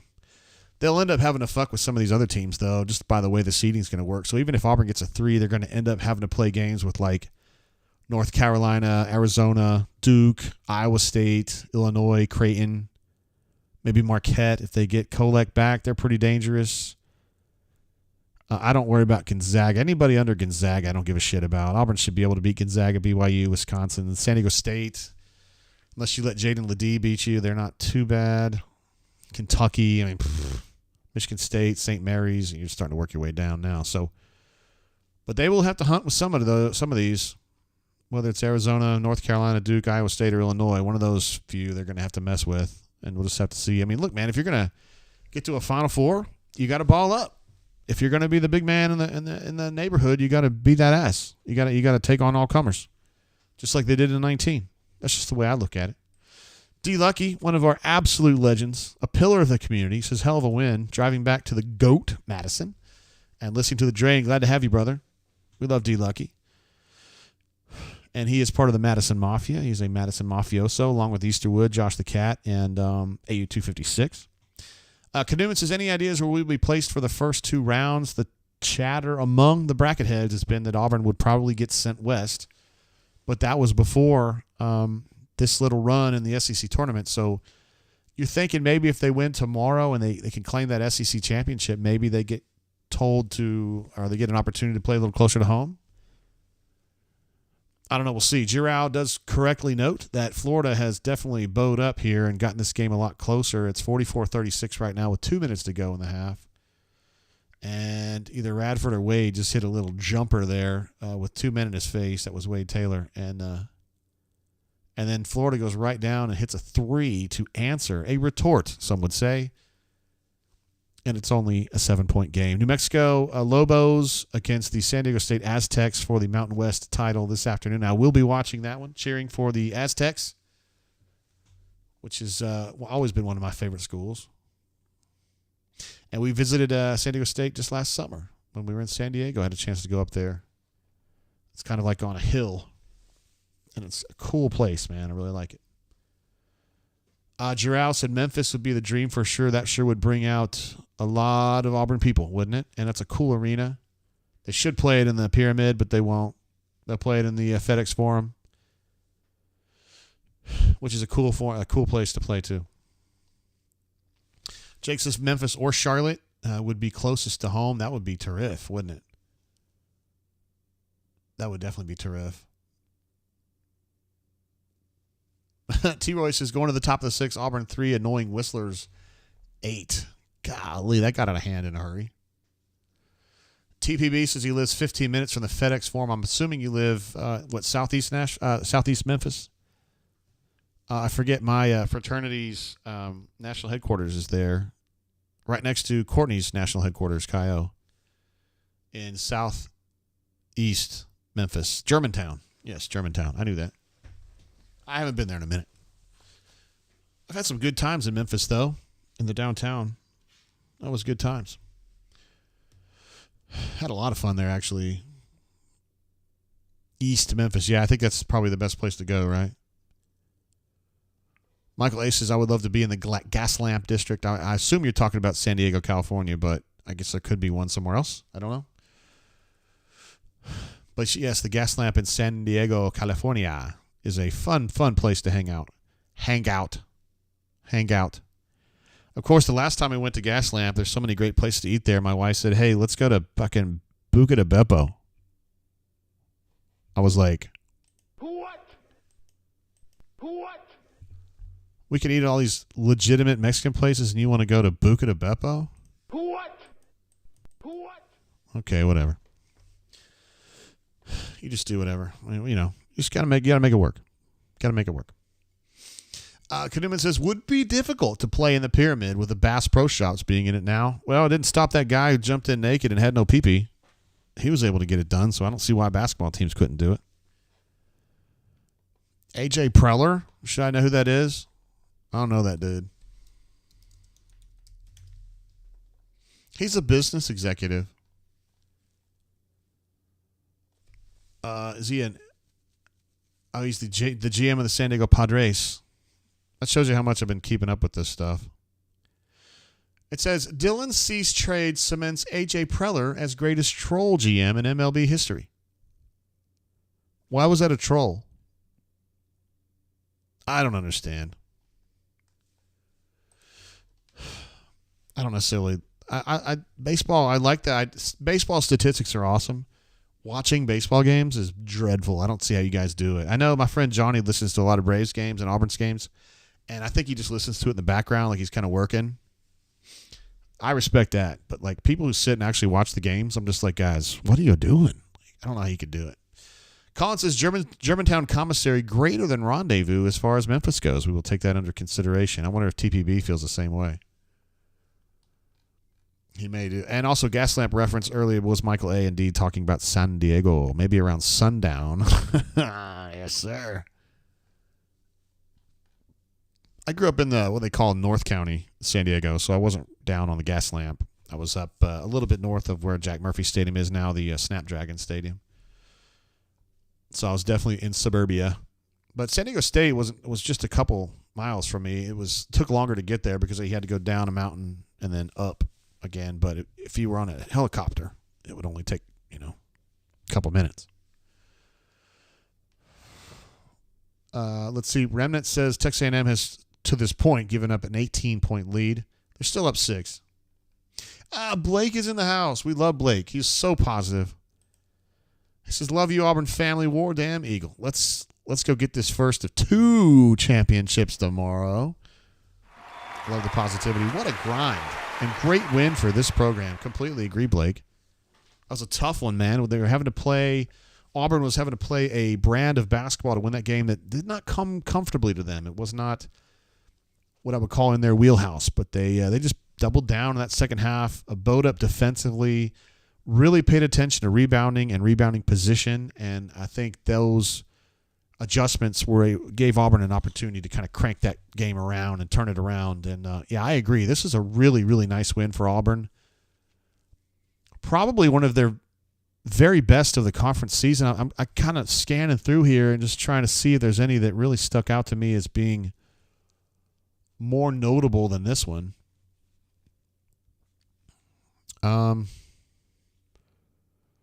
Thrashing Alabama in the Nev was at the time I felt very big. 40-point win at home against South Carolina felt big at the time. No, I think that's the biggest win of the year for Auburn, at least non-conference anyway. So, yeah, that was huge. You just really like to see them just get nasty. Auburn definitely got nasty. You've got guys you got some tough dudes. Katie's tough.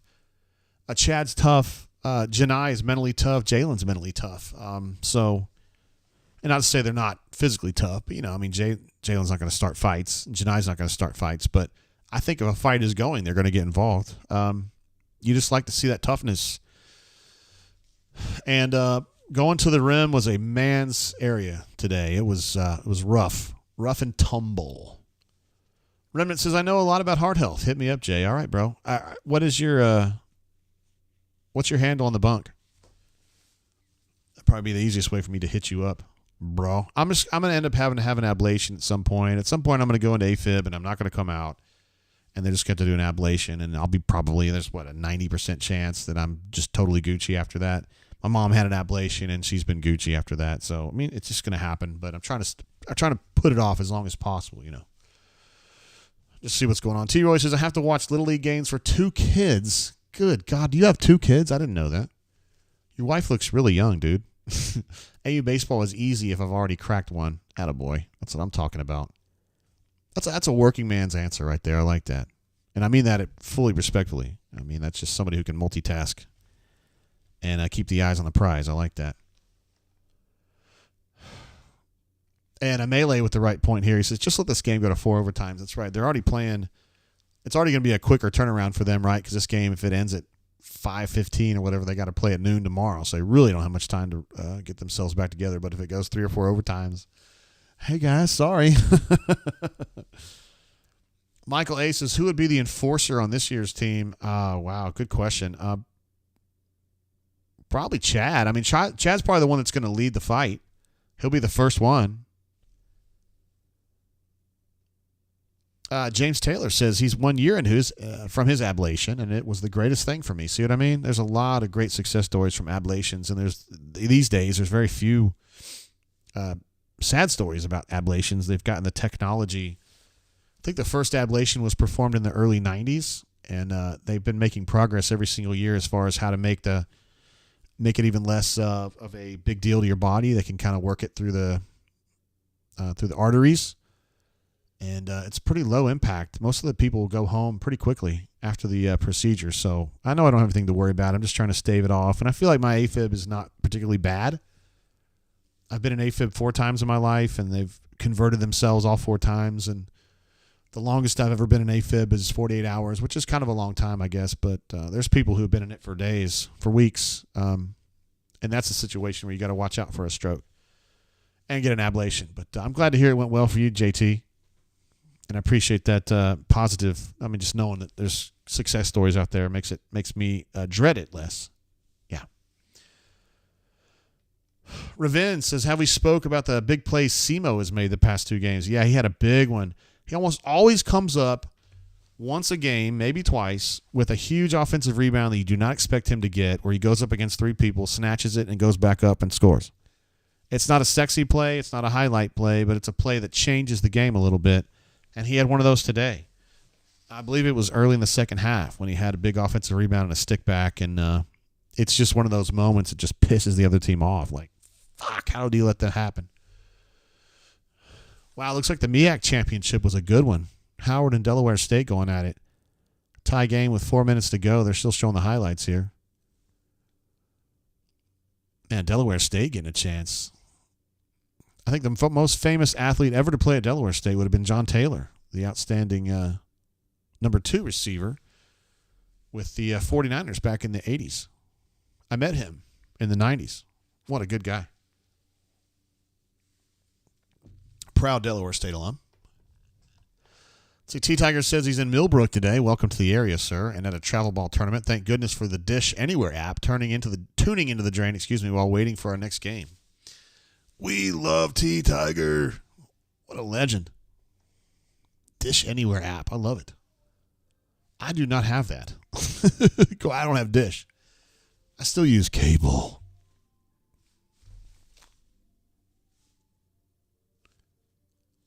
It's the Ice Cream Man. The Ice Cream Man just came down my street, the first time this year. Ice Cream Man. I want some chili cheese Fritos. 20, 40, 60, 80. What's up, Big Perm? Big Worm. Let's see. War Eagle 0008, who I believe has been with us wire to wire today. Unbelievable. Thank you for hanging, bro. Says the difference recently is that Semo is making the putback. He missed them all year. Big improvement. Hell yeah, it is. So you're saying he did get the ORs. He just didn't get the stickbacks. And yeah, he don't have a lot to his game outside of about 3 feet away from the bucket, right? But he will fight now.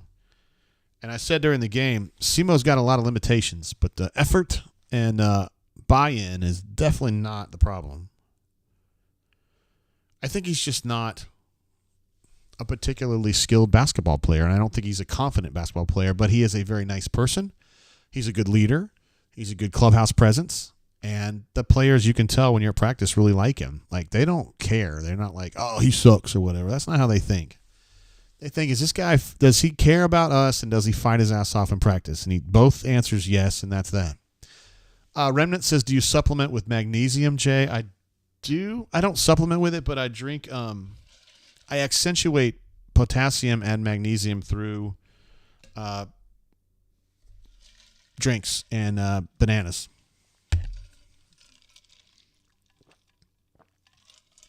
And ever since I started doing that, I don't even have palpitations anymore, which is huge for me. Because even when I don't have AFib, I do have palpitations. Just paroxysmal, like they just come in. They're nothing that's like going to bother me or anything. It just bothers me. It doesn't affect me really, It doesn't like slow me down or anything. It's just unsettling, and you know what I'm talking about. I don't even really have those anymore. I don't have those anymore. So if I pay attention to potassium, it just seems like it gets out of whack really easily, particularly if I go out and I ride my bike around the neighborhood like 4 or 5 times and I sweat really heavy for like 45 minutes. I got to be careful when I come back because I got to get rehydrated because it just seems like it gets out of whack really easily. JLF Senior, who we love, absolutely love him. Appreciate you being part of our show. He says LFG fam. Love him on the bunker as well. Michael A says SEMO could be the perfect enforcer. I mean, I don't. I mean, he has enough oomph to do that. I just don't know if he has the personality to do that. He's kind of a nice guy, you know. I don't think he'd be out there just trying to scrap with people. But that's the thing about this team, though. If there is going to be a fight, there's going to be a lot of dudes that show up ready to fight because they'll have their teammates back. War Eagle says he's built like a refrigerator. I didn't come here to feathers ruffle. I just came to do Super Bowl shuffle. That's when the refrigerator was in that one, right? What was refrigerator's line in that? Let's see, Remnant saying he's supplementing 400 to 500 milligrams per day on the magnesium tip. All right, I'll keep that in mind, brother. I know magnesium and potassium are the two I got to keep a really close eye on, so. All right, so with Purdue losing, Lunardi's saying they're dropping from number 1 overall to number 3 overall. It doesn't change their seed for Purdue, but maybe it changes just how tough their first matchup might be. I don't know. Now I'm seeing highlights from the Nebraska-Illinois game. Nebraska's got this left-handed dude that strokes it. He's like Asian, and he's super popular up there. I wonder, he's going to end up being a March phenomenon, isn't he? Oh, they're leading 51-40 at the half. How about that? Good for Nebraska. You never think about Nebraska basketball, you know? Shit, you don't even think about Nebraska anything except volleyball. I don't anyway. All right, so we're going to wrap it up there, I think. We've been streaming 3 hours. I think that's pretty good. And I still haven't gone to the bathroom yet. It's pretty good, considering I've been hydrating the whole time like a responsible person. Tomorrow, we'll be back on the air. Should we go halftime? We'll go halftime and on tomorrow, unless things get really hairy in the first half, at which point we'll just do an emergency go online in the first half. We'll go halftime and then post-game. And then we'll probably does he stroke it good, JG? What did you say? We'll go through the game, post-game, and then we'll probably take a break, and then we'll come back for the bracket announcement around 5 o'clock, and we'll start breaking it down. Maybe we can get Crocky Poo to collaborate with us a little bit tomorrow and take a look at some of the teams when we find out where Auburn's pod is going to be to figure out Matt Entz reminding me from the Super Bowl shuffle that Peyton said, Walter Payton, they call me Sweetness because I like to dance. Running the ball is like making romance. Oh, things that we wouldn't sing these days, right? Kanuman thinks halftime is a good call. All right. That's all I need to hear right there. If Kanuman and Pocket or one or the other tells me that, I feel like I'm on the right track. Also, you text me. All right, guys, so we'll wrap it up there. Have a great rest of your afternoon. You can do that knowing full well that your Auburn Tigers are playing very, very well and going to challenge for this SEC tournament championship and hopefully play their way into a 3 seed, get in the NCAA tournament, wreck some shit up. That would be awesome. So I'll see you guys tomorrow, probably around halftime. CFB Addict, who we absolutely love, says, Ward M. Eagle from Bridgestone. Tough one. It was a tough game, and we love CFB Addict both here. We don't see him here as much, but on the bunker, he's amazing. So, and I've met him in real life, too. He's a stud. So I'm going to wrap it up here. You just got here right at the very end, CFB Addict. So hopefully we'll check you tomorrow and see you a little bit more. But I know you're riding high there in Nashville. Till then, keep your feet on the ground. Keep reaching for the stars. See you guys around 1 o'clock tomorrow. We'll just kind of work our way through. Appreciate y'all. Love you. Peace.